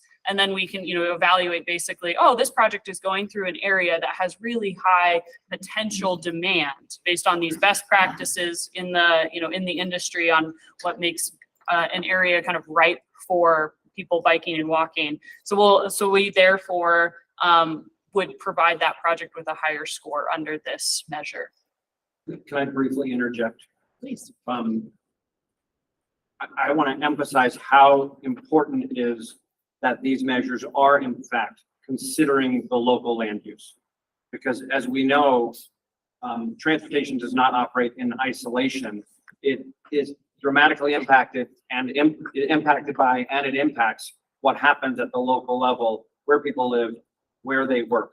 And so to be intentional about reflecting the potential demand, the impacts of the community development on the transportation system it's the right way to design a system rather than having blinders on and not recognizing those impacts, to be open to and consider that relationship. I just think it's the right way to design the model. I appreciate that. Yeah, I think I agree. So who's gonna answer that question? The MPOs, local entities, the stakeholders? Which Data. Who's gonna develop this? Yeah, data? some of Oh. those in the brackets equals the green. So Yeah, who's so- gonna be answering that equation? that will, yeah, that'll be in the model. That's what's going to be baked into the model. So we'll lay out this data, we'll lay out where the project's going to go. And then it's like, in this case, it's pretty easy. It's just, we're just adding up, these measures and then have an output number. And then that'll be the number for that specific measure. It's based on the actual land use in place right now. Yep, Where do exactly. you get the data? Yeah. Where do you get that data? That comes from census Yep, in some census cases. Yeah. data. How do we handle, I know through the news agencies, we have a number of elementary schools that are looking at having to close here in Salt Lake Valley and other places in the state. Do we get that information? Is it factored in? That's a good question. I'm not sure if it is closing, if it was there and then closed, yes, definitely. But in terms of knowing, kind of being predictive about knowing where they will close, I'm not, we don't currently look at that. We also struggle with knowing where they're gonna pop up. Yeah. And we've tried over the years to try to have better coordination between where schools are gonna try to be built, and you just talk with us, and we've had a lot of pushback on Are they gonna consolidate school? I mean, Yeah. those are, we ought to get the school districts working with us. it. So we had it was highlighted during a governor's election back in Huntsman when Mr. Fred Lampopoulos was running, he was using the head bridge over 126 South at, where's that at, 22 West? 13th West. Huh? 13th West, yeah, 13th West. It was to access a school. We built it, and then the school shut down. So that was. Still there too. isn't it? It's still there. So there's a bridge to nowhere, is that what it is? It's connecting the, over the street, but the schools remain a challenge in terms of being able to coordinate. Well, and that drives a lot of our safety. So Carlos, is the State Office of Education willing to be a part of that? We tried. Or are they too removed from the local? Yes, it's a little removed. We're gonna continue having to figure out a way to do this, but it is disconnected. It would seem having, had some experience with the schools, they quite often know, and in some communities that there are plots of land that are set aside by school districts here and as possibilities. And we just love to have a conversation about when they make those decisions and before they make those decisions. Okay? Is that something I could be hopeful with? Well, it makes a lot of sense. We could be We prioritizing. tend to have to react more so than You're we'd like to. continually and reacting.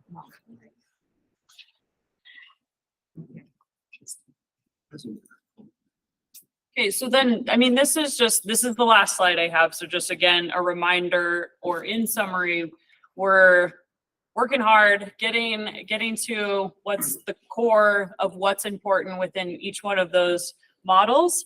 And so we will be back in, June and in August to have more conversations about this. This initial meeting was meant to just kind of prime the pump a little bit on getting back and thinking about prioritization and to kind of get this newest update through the finish line. So Ben, anything else? Yeah, any other questions then? Good job. No, we appreciate the questions. Yeah, thank you. This might not have been the most, it was very stimulating. After lunch conversation. Okay. So for our June meeting, when would you have the draft prepared? At the June meeting, and we will get won't it. see it before the June meeting. It's for adoption in August. Yeah, So so there'll be that's our time first to. time we'll- Yeah, Yes. our process would be is we present it at the June meeting, and then there's time for either commission feedback or public comment. One-on-one time. if Yep. you'd Yeah. like. We can, and I guess the upside is there is that month there, so there's a little bit more time. Yeah. July.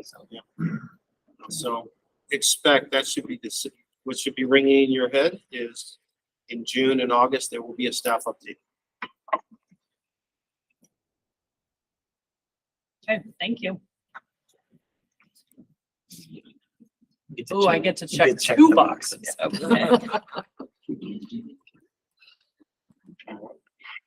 Yeah, great job.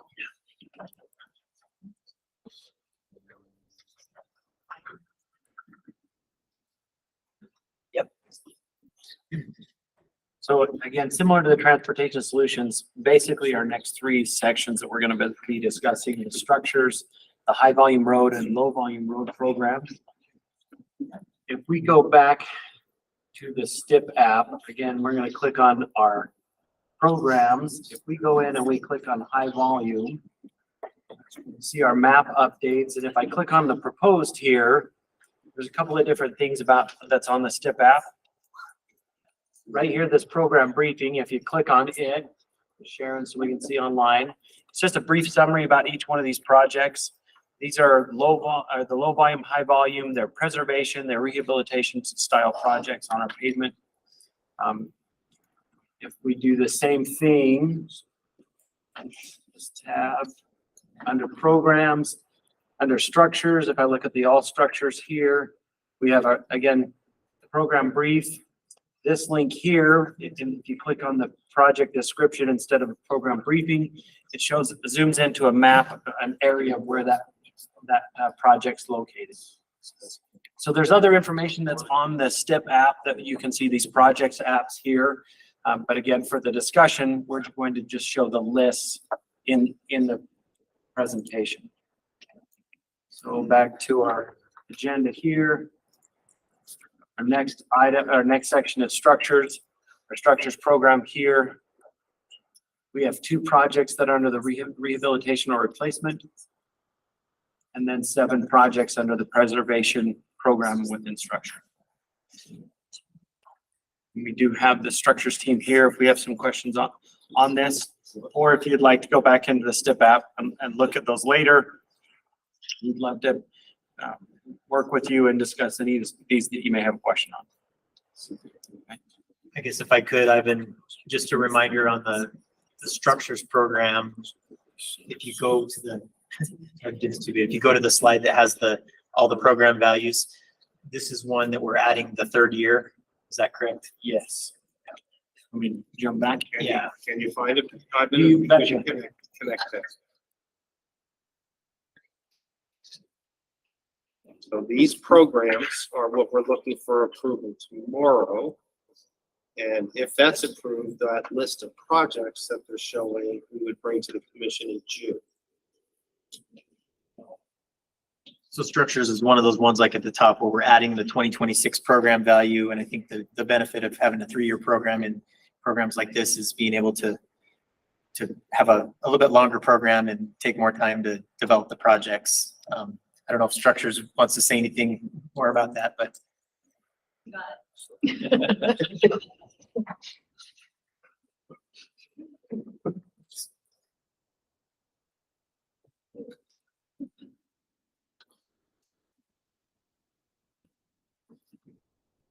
That was our structures program, our high volume program. The list is a little bit longer, a couple of slides worth. Again, it's fair. It's easier in the STIP app if you're looking at specific areas that you would like to look for projects. Otherwise, here's the list of our high volume program.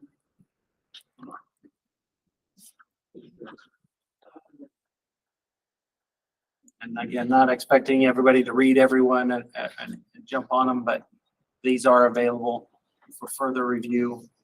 Then we go into our low volume program. It's a little smaller list. This is you. This is what Senator Van Tassel made happen. You guys. Oh, What I do now? This is your legacy. That's a good one.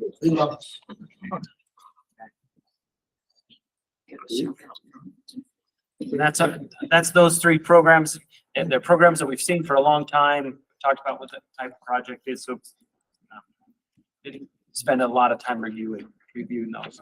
So I'm sorry, Evan, but going back to March, Nathan presented the information on the strategic plan and the asset conditions and the targets.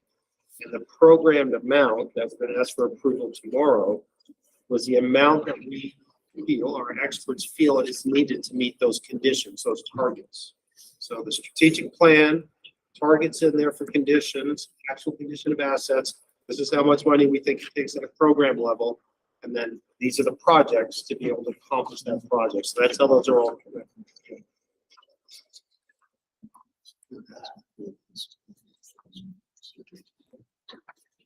Our next program, we've talked about the Protect Fund, that this is a new formula program from the IIJA. Last year, we didn't have guidance in time for our programming workshop. So this is one of those programs where the funding actually went in because we knew that what the total was, but we didn't quite know how we were supposed to use it yet. So that amount went into our transportation solutions. This year, we're carving that out separately, and we'd like to target some of the projects that under the guidance that we've received from Federal Highways, we're going to target these specific areas with these specific projects. With that, Patrick, introduce yourself. Absolutely. Patrick Cowley with Performance Management, Asset Management, and Asset Risk. And we've been tasked with going through the Protect funding eligibility with some of the work that we've been doing over the years. This Protect funding is for risks that happen because of natural hazards. And we have plenty of them. The one that we don't have that many other states do is the sea level rise. However, the Great Salt Lake may cause some flooding in the future if we keep getting winters like we've got. We've got some place for that. We've got some place for it. The Protect funding covers three specific areas: planning for resilience, resilience improvement projects, and also these evacuation routes and community improvements because of these natural disasters. And as we've gone through, in the past, in the FAST Act, we've been asked to have an asset management plan that is risk-based. And so we've been looking at what threats do we have, what assets do we have, and how do we go about identifying where the best use of our risk funds or funds to reduce risk on our efforts. So we started in 2017 after the FAST Act with federal funds. We got another grant to refine that a little bit further, and ongoing efforts in putting a risk map together so that we know where these areas and where the assets are. And that's really what we're relying on, is the efforts that we've been doing over the past 6 years to identify these projects. So this is a quick overview of just a step-by-step process of going through saying, hey, these are the assets, here are the threats. We then calculate what that risk is. And then we convert that into a return on investment. To identify, we reached out to the regions and said, hey, what projects do you have, or what areas of need do you have? And then we compared that with the map that we had been producing over the past number of years. And with those, we were able to start calculating what are the actual costs, what are the consequences to each of those. You can see our risk map. We've calculated those. This is combining that with what we received from the regions, give them a risk value. And you can see that for every asset, we highlight, is there an avalanche risk? Is there, a flood or a rock fall? We want to make sure that we're capturing all the risk, not just the one that may be the worst in that area. Then, Go yes. back on the previous chart, please. How do you measure the risk factor for each one of those projects? So it's to the asset. So we can look at, for instance, if it's an earthquake risk, we can say, what is the probability of that earthquake? And in that area, is it enough to damage or destroy that asset? And then we can say, well, here's the replacement cost and the user cost if that goes out of commission, right? If we're not able to pass the roadway or the bridge or the culvert. And so we do that for each one of those risks for each one of the assets, and then combine that together. We felt that not just a cost benefit, but a return on investment would be a good way to do this, to say, hey, if we invest in it now, before a disaster actually happens, how long would it take for us to basically pay that off, right? That we're going to benefit from having that in place. And so we've gone through and calculated that return on investment, and then prioritized each one of those. And you'll see on the far left, it says no pin, and then some of them have pins. And this is what Ivan was referring to, is we've already got some projects that are on the STIP that would qualify for this funding. The other ones were ones that were identified through the regions and through our risk map to be able to say, this is how we would program it going forward. And the return on investment helps us to kind of prioritize in that area. So we've highlighted here the ones that are on the STIP. And then this is where Ivan has really looked into what would that take to actually apply the Protect funds to that we already have. So why the US six Crandall Canyon was scratched? What is the reason behind that? So this was one that we had identified the project. It was needed, but it's far enough along in the process that we can't take federal funds and put it back on the project. So it was there. We wish we could have caught it in time, but it was, to me, what this shows is that we're targeting the right projects. The funding's already there. There's already prioritized. It's already prioritized. We just missed this one. I told Monty I wasn't going to ask any more questions, but obviously I lied. Tell me a little bit about how you calculate the return on investment piece. As we look at this, we go 35.29 to 0.03. Yes, and this is for a year, right? I would love to say that I am well-versed in all of the calculations, but essentially the return on investment is the benefit cost ratio for a year's worth of time. And so we can expand that to 10 years worth of time or over time. And essentially it just extends that out a little bit further. So some of these, it's going to take a long time to justify, so to speak, the cost that it is. And they're typically the lower dollar ones that return on investment, because any delay for traffic is accounted for. I think one of the other parts, the risk or the user cost, which is shown up there on the Ogden Canyon, you can see that's so high.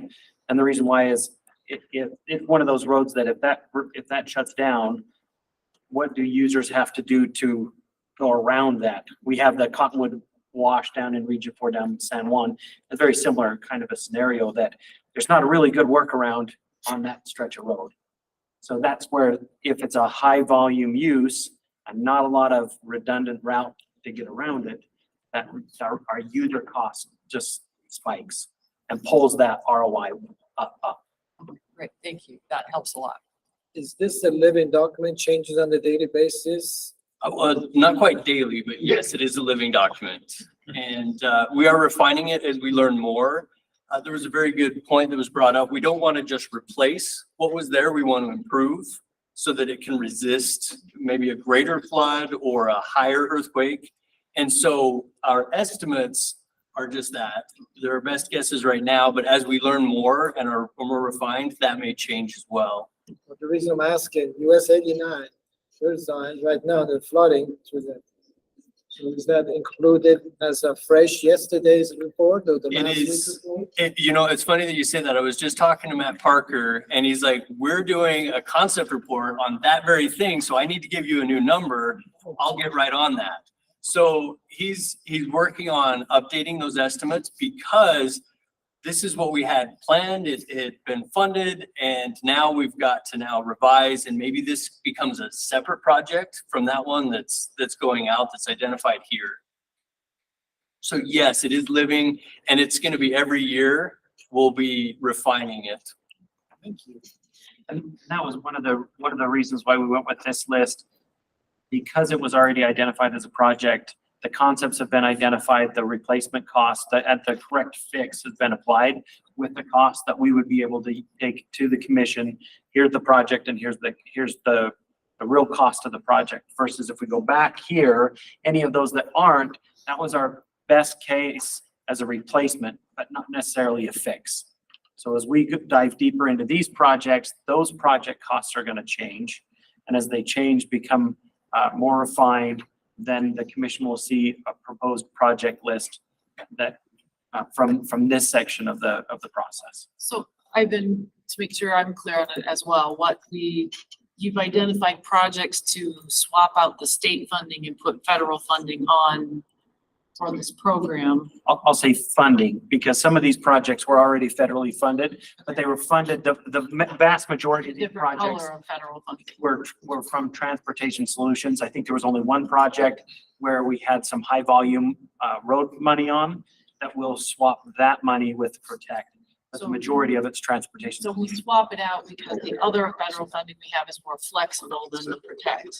So now we can, that's an action we can take without the commission. We can swap the type of federal funding, but the action we come back to the commission with would be to reprogram the other federal funds that got swapped out. Did that make any sense? So this represents about 21 million if we include the Region 3 project that we just talked about, the US 89. It's about $24 million. It's a little bit more than, I mean, it's right now we have, back to slide 16, that shows the Protect is a 3-year program. The 3-year program, and if I just, I'm gonna just look at my notes, just scroll down, just a little bit. I'll give you the exact.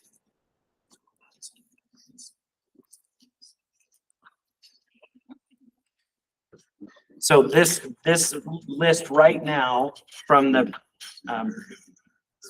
we will have around 41 million left in the Protect program if we take this list of projects and fund it through the Protect program. So that's from a scale standpoint, how much money do we have? This represents the Protect program plus 41 million that we can come back to the commission. Which is through 2026. Which would take us through 2026 because this is a 3-year program, 3-year approved program. I think we always anticipated this Protect program to be a balance or a mix of proactive versus leaving some room to be somewhat reactive because of the eligibility on the project. I mean, you've seen the stuff that's been happening recently. If we program if we program all the 3 years worth of money and lock it all up, then if there's a new area that crops up, wildfire, slide, whatever, we don't have a lot of flexibility. So I think we always envisioned, we want to find that balance of getting enough programs where we're putting the money to work, but then with some of those out year money, we can allow some room to be reactive on a certain amount of them. So that's our philosophy. We'll see how it works. What are you going to assign a pin number to the no pin numbers? Ever? So as they're approved, and we bring them before you and put them on the list, then they'll just go into the system and on the STIP and be funded. There's also, I believe tomorrow in the meeting, there's a notice of funding opportunity for the Protect program that will be discussed or introduced to the commission. This is the list that we'll be working from for that discretionary program. Basically looking for ways we can bundle some of these projects together to make it a big enough project that it's worth putting a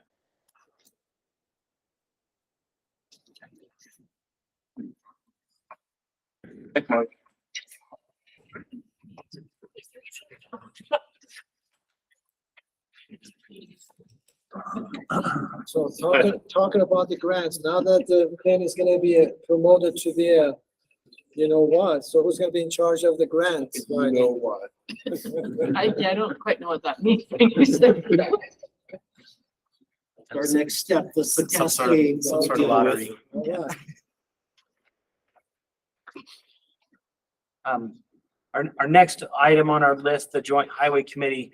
The Joint Highway Committee is funded through the pass-through. If we go to our funding flow section, we show that there's about 108 million of set-aside money that goes to different areas to program. One of those areas is Joint Highway Committee. We've talked about them several times, but we haven't really dove into the program, what different areas the Joint Highway covers, who they are. And so we wanted to take about 10 minutes just to talk through the Joint Highway Committee program. We've got Chris Potter, and Chris, you get to introduce yourself. Okay. I'm Chris Potter. I work in program development, specifically with the local government projects. And one of the committees that I have an opportunity to work with is the Joint Highway Committee.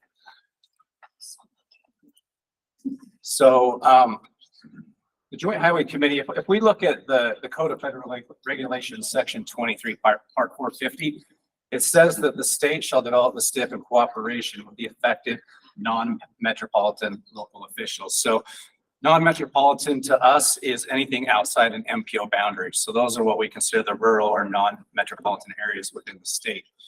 Over the last 40 years, we have accomplished that cooperation through the Joint Highway Committee. The Joint Highway Committee was established about 40 years ago in 1983 in conjunction with former City Streets and County Road School that was held in St. George each year. The committee consists of 30 members, 15 from the cities and 15 from the counties. The city members are appointed by the Utah League of Cities and Towns Board, And the county members are in turn appointed by the Utah Association of Counties Board. The members are dispersed regionally throughout the state. It roughly aligns with the UDOT regions to make sure that we had broad representation throughout the state. And the members of the committee have to be from a city or county government. And commonly we have members that are mayors, council members, commissioners, city county engineers, and so on and so forth. So there's a few important things that the Joint Highway Committee does. And one of those things we'll be accomplishing today. So the Joint Highway Committee receives applications for and recommends projects to the Transportation Commission. And a little bit later in this presentation, we will be presenting the list of projects for this STIP cycle. There's also some important things that the Joint Highway Committee helps the department to accomplish. There's a couple, just for example, a couple administrative rules that are pretty critical that we have the perspective of the local governments on. Administrative Rule R926-3 is in regards to Class B and C road funds. For those of you that may not know what the Class B and C road funds are, when we collect gas taxes and vehicle registration fees, 30% of those funds go to fund the local government transportation system. The other 70% go to the state to fund the state system. So they help us in that, develop that administrative rule so that we are administering those funds in a way that will work for not only us, but for them as well. And just to give you a little bit of an idea of scale, for fiscal year 2022, there was a little over $200 million of Class B and C road funds that were distributed to a little bit less than 300 different municipalities throughout the state. Another important rule that they help us with is R918-6. That is maintenance responsibilities anywhere where we have a state road that intersects with a local government road or Class B and C road. So it's important that we have their perspective and their buy-in when we develop this rule so that they're willing to help us with what they agree to in this administrative rule. Because at any intersection, we know there's many conflict points. And if we're not maintaining that system, for example, if the legs of an intersection are the responsibility of the local government and we have a stop sign knockdown and the local government doesn't feel it's their responsibility and they're not maintaining that, we could have some serious issues on that facility. So it's important that they help us develop this rule collaboratively so that they will abide by it and help us to maintain these intersections in a safe way. So really in general, the Joint Highway Committee represents the road interests of the municipalities and counties in conjunction with UDOT.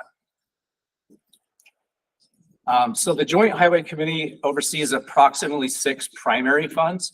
The funds are distributed from federal highways based off of population. And so you'll see like the STPG program, there's the small urban and the non-urban. The small urban is defined as populations between 5,000 and just under 50,000, and non-urban is population under 5,000. So we receive a distribution of funds specifically for those population areas, and it's only eligible for the municipalities that have those population sizes. So for the smaller STVG, small urban funds, we receive $4.4 million a year to program. And for the non-urban, we receive $6.5 million to program. In the transportation alternative program, that's a little bit different program. In the STBG program, that's for doing typical roadway projects, maybe a new road, a reconstruction, a widening, things of that nature. The transportation alternative or TAP program is a little bit different. We're using that to do alternative type transportation projects that would typically not be eligible with the STBG funds. So for example, we could build a trail that is parallel to a roadway that pulls pedestrian and bike traffic off the shoulder of the road onto their own facility to increase safety measures. Other common uses of that are we can do enhancement type activities with this. So in a main street setting, a lot of times the locals want to try and draw tourism and gather people in their downtown areas, and they want to beautify it and make it a nicer place to come. So they, with the STBG funds, we can only do standard items like a standard sidewalk, standard lighting. But with the TAP funds, we can use those to supplement and pay the difference between a standard item and maybe a decorative one. So we could upgrade from a standard street light to a decorative street light, or from a regular sidewalk to a stamp colored concrete sidewalk. And so those are some of the things that the TAP money is used for. So in the small urban program, we get about $400,000 a year. And in the non-urban program, we get about $600,000 a year. So it's not a lot of money. And over the last couple of years, we've really been wanting to prioritize building trails because we've funded a lot of trail master plans through this program in the past, but we haven't had the money to actually build any of them. So what we decided to do is hold this program for a couple of years and build up a balance so that we could hopefully award a couple trail projects. With this new IIJA transportation bill, they have a new carbon reduction fund that is also available to the small urban and non-urban areas of the state. The carbon reduction program its primary purpose is to do transportation improvements that are going to reduce the carbon footprint. So in an urban area, if you've got a lot of traffic signals, for example, you may want to build a traffic operations center that will help coordinate those signals and help to monitor them to increase the flow of traffic and make them more efficient. In rural areas, that's really not that practical. They may only have one signal or two. But one of the things that they can do is you can build trails with them. That's going to have a direct impact on reducing the carbon footprint because you're taking people out of cars, you're putting them on bikes and walking, things of that nature. So what we opted to do is combine the carbon reduction funds with our TAP program and again, focus on trail projects. So with the carbon reduction fund in the small urban, we're going to be using an additional $500,000 a year for that program, and then an additional $700,000 a year in the non-urban fund. The next one is the off-system bridge fund. This program, we receive about $2.6 million a year, and any municipality across the state qualifies potentially for these funds. The only requirement is their bridge has to be on a rural local road, urban local road, or a rural minor collector. So if you've got a bridge on any of those roads, you could qualify for this program. And then finally, the State Park Access Program. This program, we receive $500,000 a year. These are funds from the BNC program. In Utah code, it allows for $500,000 to be transferred each year to address projects on state park access roads. To be eligible for your project to be eligible, the State Park Access Road has to be on the list that is found in Utah Code 72.3.202 through 206. So if we look at the yearly calendar for the Joint Highway Committee, we've got it laid out so it basically follows the federal fiscal calendar. So starting in the first week of October, we issue a call for applications, and the application period is open for a period of about 3 months.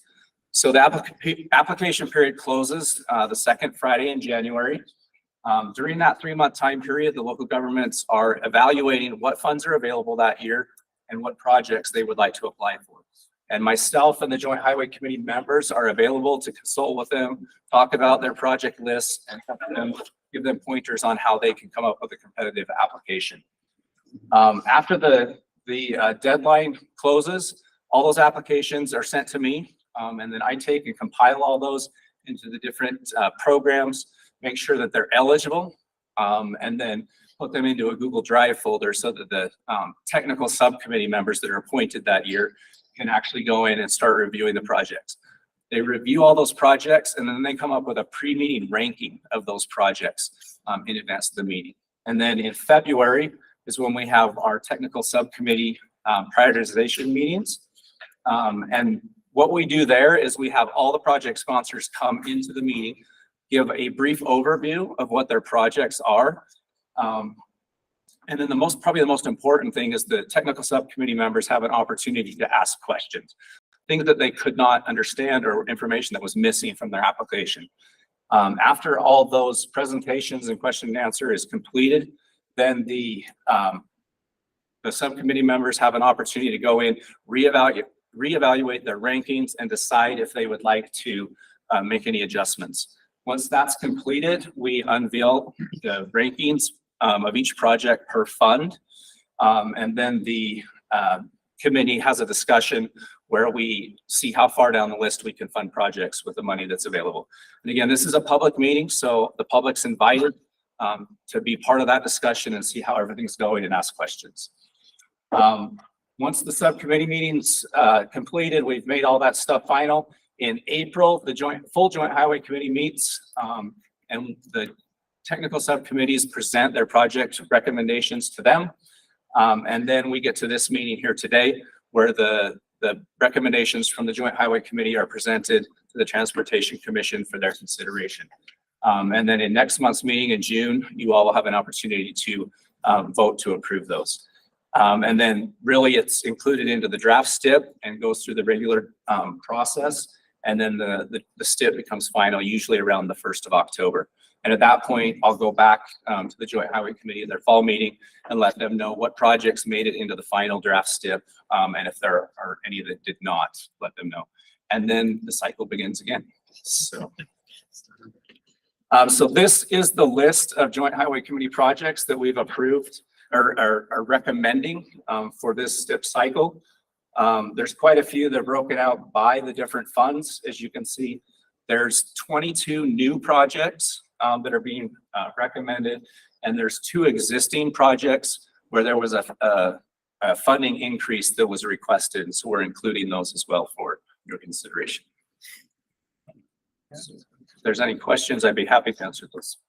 Can we learn more details about the projects? Is there like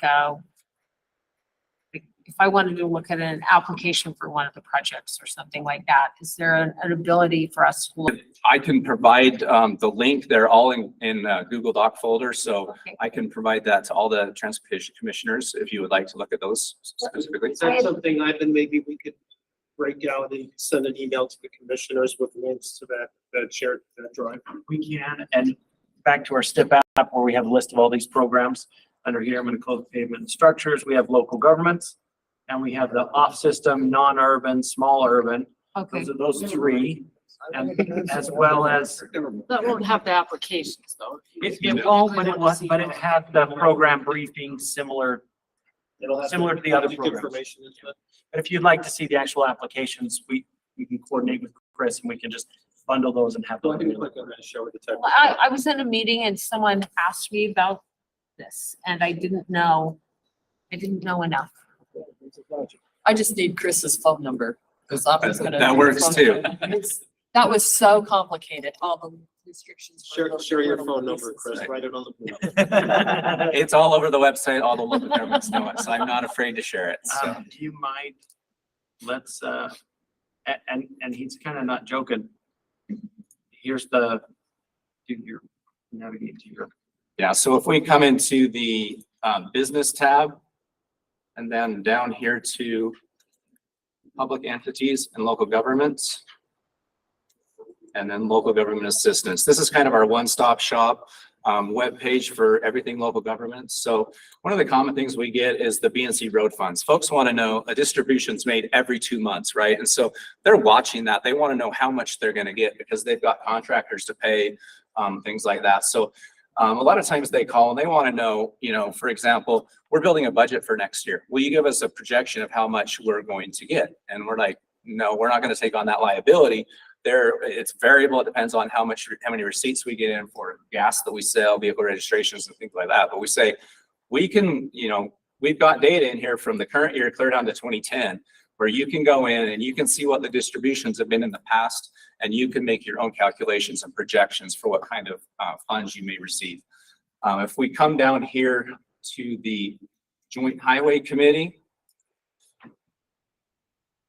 in here, it's got information. So these are all the different program spreadsheets for the 6 primary programs that we talked about.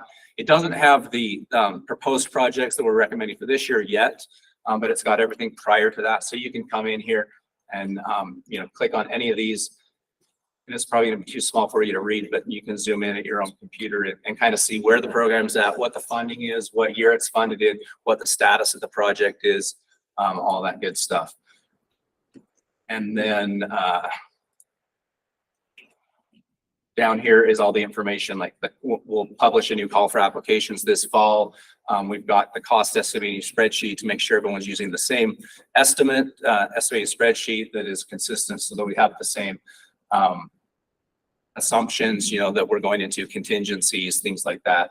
And then the applications and stuff. So Just a little bit more. yeah, a little bit more. There's your contact, yeah. Yeah, That's your email. yeah, there's my contact information there. So I'm happy to write it on the board. I'm not afraid. Everyone knows it. So So are the members of the, how are the members of the committee appointed?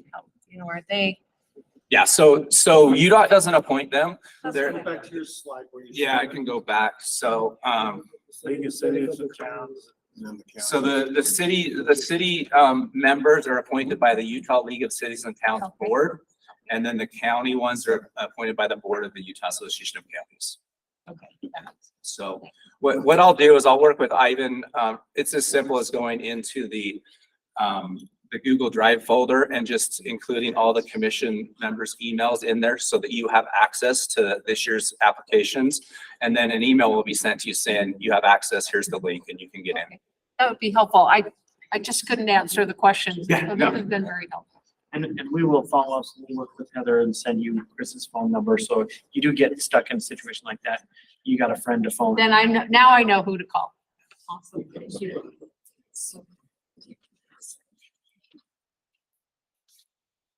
Anything else for Chris? Thank you. I'll write it right here.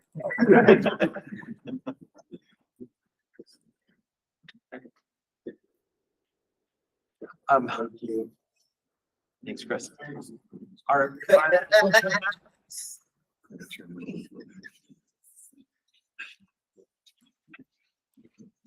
next item, I got it. our next item is the recreational trails program. This is a transportation alternatives set aside that we've been working with. We take a lot of the direction, or we recommend projects to the commission, working with Division of Natural Resources, and their program has shifted a little bit. We initially intended to bring the list to show the commission this month. We wanted to get it in, historically, it's always been June. We tried to get it this time through this programming workshop in line with all of our other programs. Unfortunately, we're not there yet, but I still want to put it in as a placeholder so that we made sure that that was going to happen next year with our Rec Trails program. So the list of our Rec Trails proposed projects will be brought to the commission in next month. But we still get a counter checkbox, so. Our next item is our rural transit update. Our rural transit is essentially there's three urban transit providers, UTA, up in Cache, MPO, and Suntran down in Dixie. All of the other transit providers in the state are considered rural, outside of the tribes. The tribal transportation has some transit as well. Oh, yeah, thank you. So we wanted to take just a second to talk through our rural transit program. Yeah, our rural transit program really comes in three different types of funds: the 5304, which is our planning; the 5310, which is the specialized transit for seniors and persons with disabilities; and our 5311 program, which is a fixed routes; and then 5339 that helps buses and bus facilities. And you can see the associated amount in each one of those programs. Okay. Where our transit providers are located throughout the state.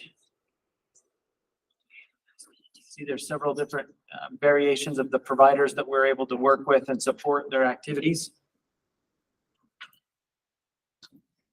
And then what we wanted to highlight is where's the money going to go, or where are we proposing the money going? Historically, we've tried to fund a lot of the different requests from all the providers. And in the last couple of years, we've really tried to focus on the operating expense and the administration expense, because that's an easy share that federal share that can provide, which will free up some of the local funds that then they can turn to and buy buses without the federal regulations, and their facilities. They can work on construction of their facilities with local funds. So we've really tried to drive that, drive to the operating and admin. The COVID relief, this is the last COVID relief portion of the bill that we had available to us. And the reason why this was still available, we had one project that was hung up with our capital construction. So it just kept delaying the rest of the application for the rest of the bill, or the rest of the fund. So we've moved that out.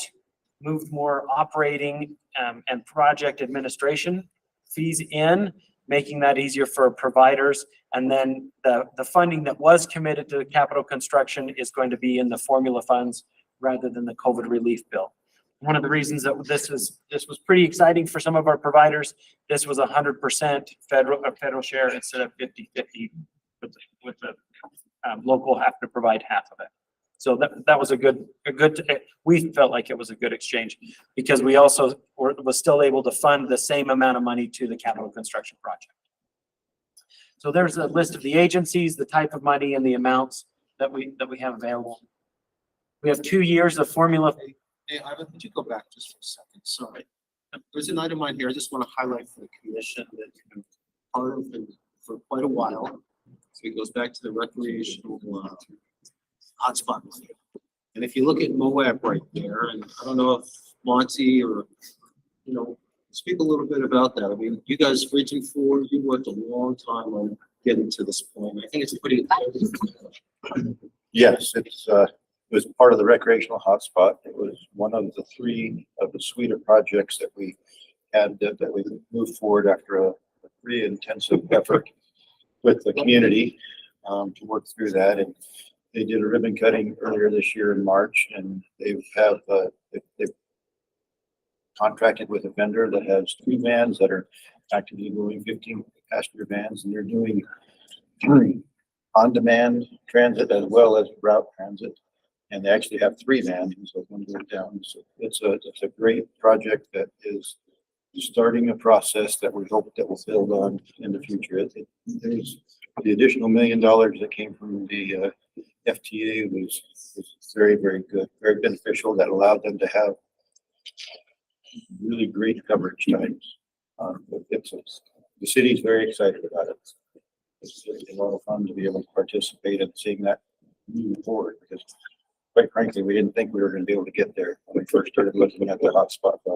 Monty made a lot of trips to Moab for Mr. That's quite a bit of time there. A lot of, actually during COVID, we did a lot of virtual meetings as well. Sorry, I just think that's something to highlight for the commission since it's a part of that. Our next 2 slides that we had, the 2023 program amounts, the apportionment totals from Federal Transit,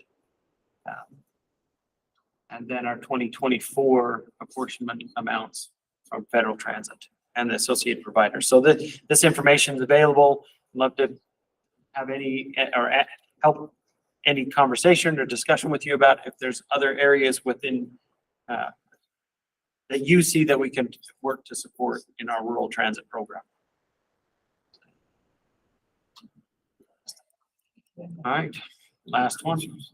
Any questions on transit before we move to airplanes? They're kind of cooler sometimes. I think so. Okay, my name's Matt Moss, Director of Aeronautics, and this is being brought to the Airport Capital Improvement Plan is for information for this meeting. Next month, we'll bring it back for approval. Couple of just a little bit of information on our funding that we fund from the state. A breakdown on where those funds go. Approximately 35% goes to pavement maintenance. So crack seal, bog seal, and then minor repairs. 24% goes to pavement rehab, reconstructions.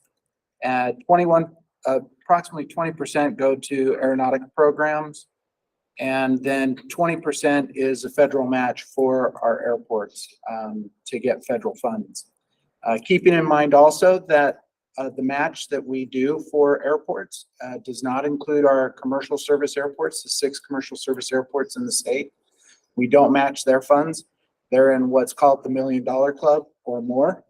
Because of their employments, they get approximately $1 million each year minimum from the federal government. So really, our funds are focused more on the smaller general aviation airports that are a huge asset to the state and our transportation system. And when that says our funds, it's an aeronautics restricted account. Revenues coming from aviation fuel. Correct. Well, we do have a small amount coming from aviation fuel tax, but it is all in the aeronautics restricted account that this is coming out of to fund these capital improvement projects. So,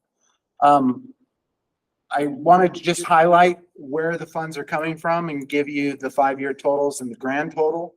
You can see that over the next 5 years, from the FAA, we're getting, just over, 4.2, 4.3 million, $436 million.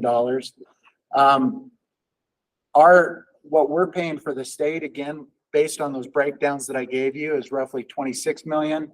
And then local match or funding of the projects are $88 million for a grand total of $551 million over the next 5 years that's going to be invested in our aviation system. So I think it's pretty impressive for the amount of money that we match and the amount that we get from the federal government. I don't know, I'm not a roads guy, I'm a airport aviation guy. But from my limited experience in other federal programs, you're not going to see the match that we see in aviation to our capital improvement programs throughout the state. So on the next slide, I did include last year's, which is actually a 6-year look ahead, because we had the bill funding that got approved in between the Transportation Commission meetings, and I had to bring those back to you to get approval for those projects as well. So this is a 6-year look, and you can see that, it's a lot less than 6 years. So we're actually investing more money in the state due to projects that we've added now in the next 5 years. And the thing I would point out is that the state portion of that is only $1.5 million, and yet the total investment in the state is almost $100 million. So pretty impressive. Again, there are 13 pages of the airport capital improvement plan, again, for your review.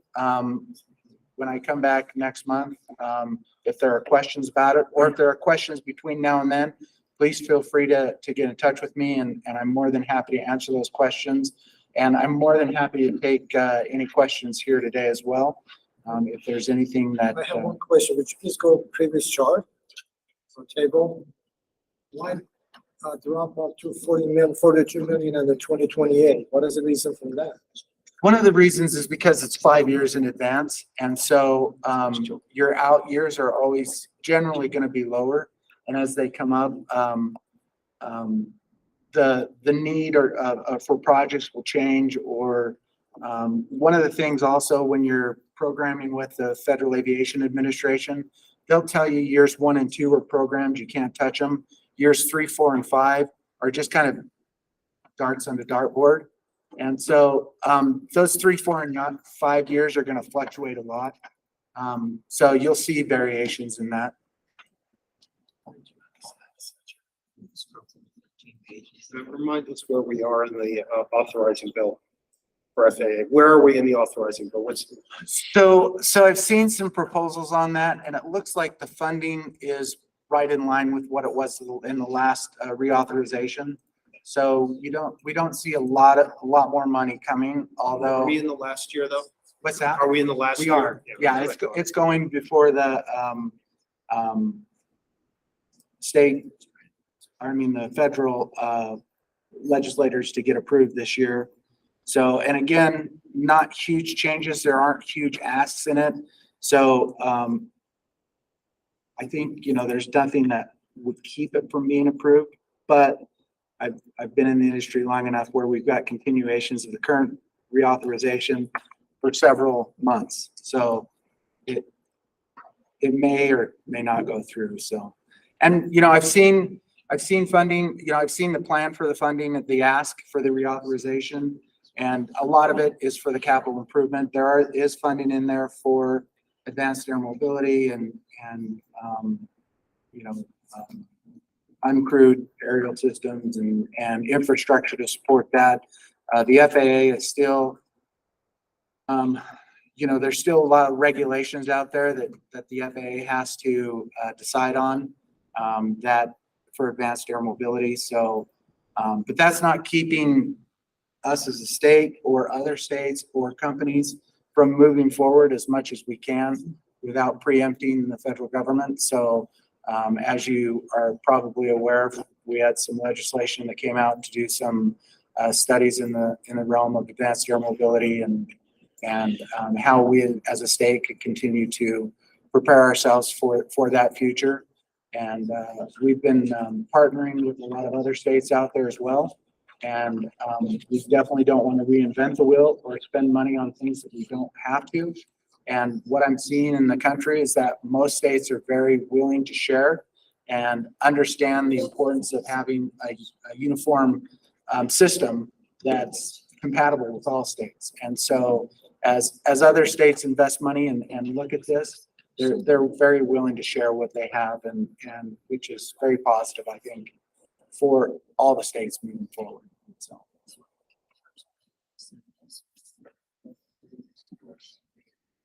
One other thing that I might bring next month, or I'm planning on bringing, I think it'd be interesting to know also breaking out Salt Lake City International from the rest of the numbers, because that is a huge chunk of the money that we see up there. But there still is a lot of money going to our aviation transportation system outside of Salt Lake also. So I will have that at the next Transportation Commission meeting for you. And any other information that you'd be interested in.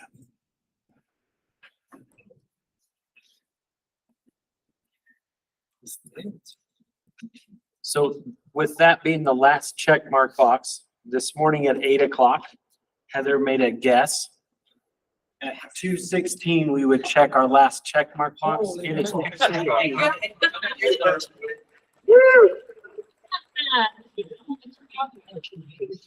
That was, Get out of here quick. that was spot on, Heather. Spot How on. much did she pay you for the last one? Wait, I'm not done. It's over. Check mark is there, man. It's over. You want anything on the agenda, you better be nice to Heather. You saw me checking my watch. I'm going, am I there yet? Okay, I've got you covered, Heather. So And as far as I know, we were the only ones that knew that was the guess. So that was well done. What was the other one? Mine, we still got a half an hour by my watch. Go ahead. Enjoy yourself. I'll sit here quietly in my corner. So. And I didn't. Oh, 8:30. 30. 30, more fun and games. What? That was a lot. Very well done. And so again, any questions on anything, reach out. Ben, Ivan, you want some one-on-one time, whatever you guys want, okay? We do whatever we can to help you with your decisions. It is a lot of stuff. Well, you did well. Thank you all. Yep, thank you for your questions.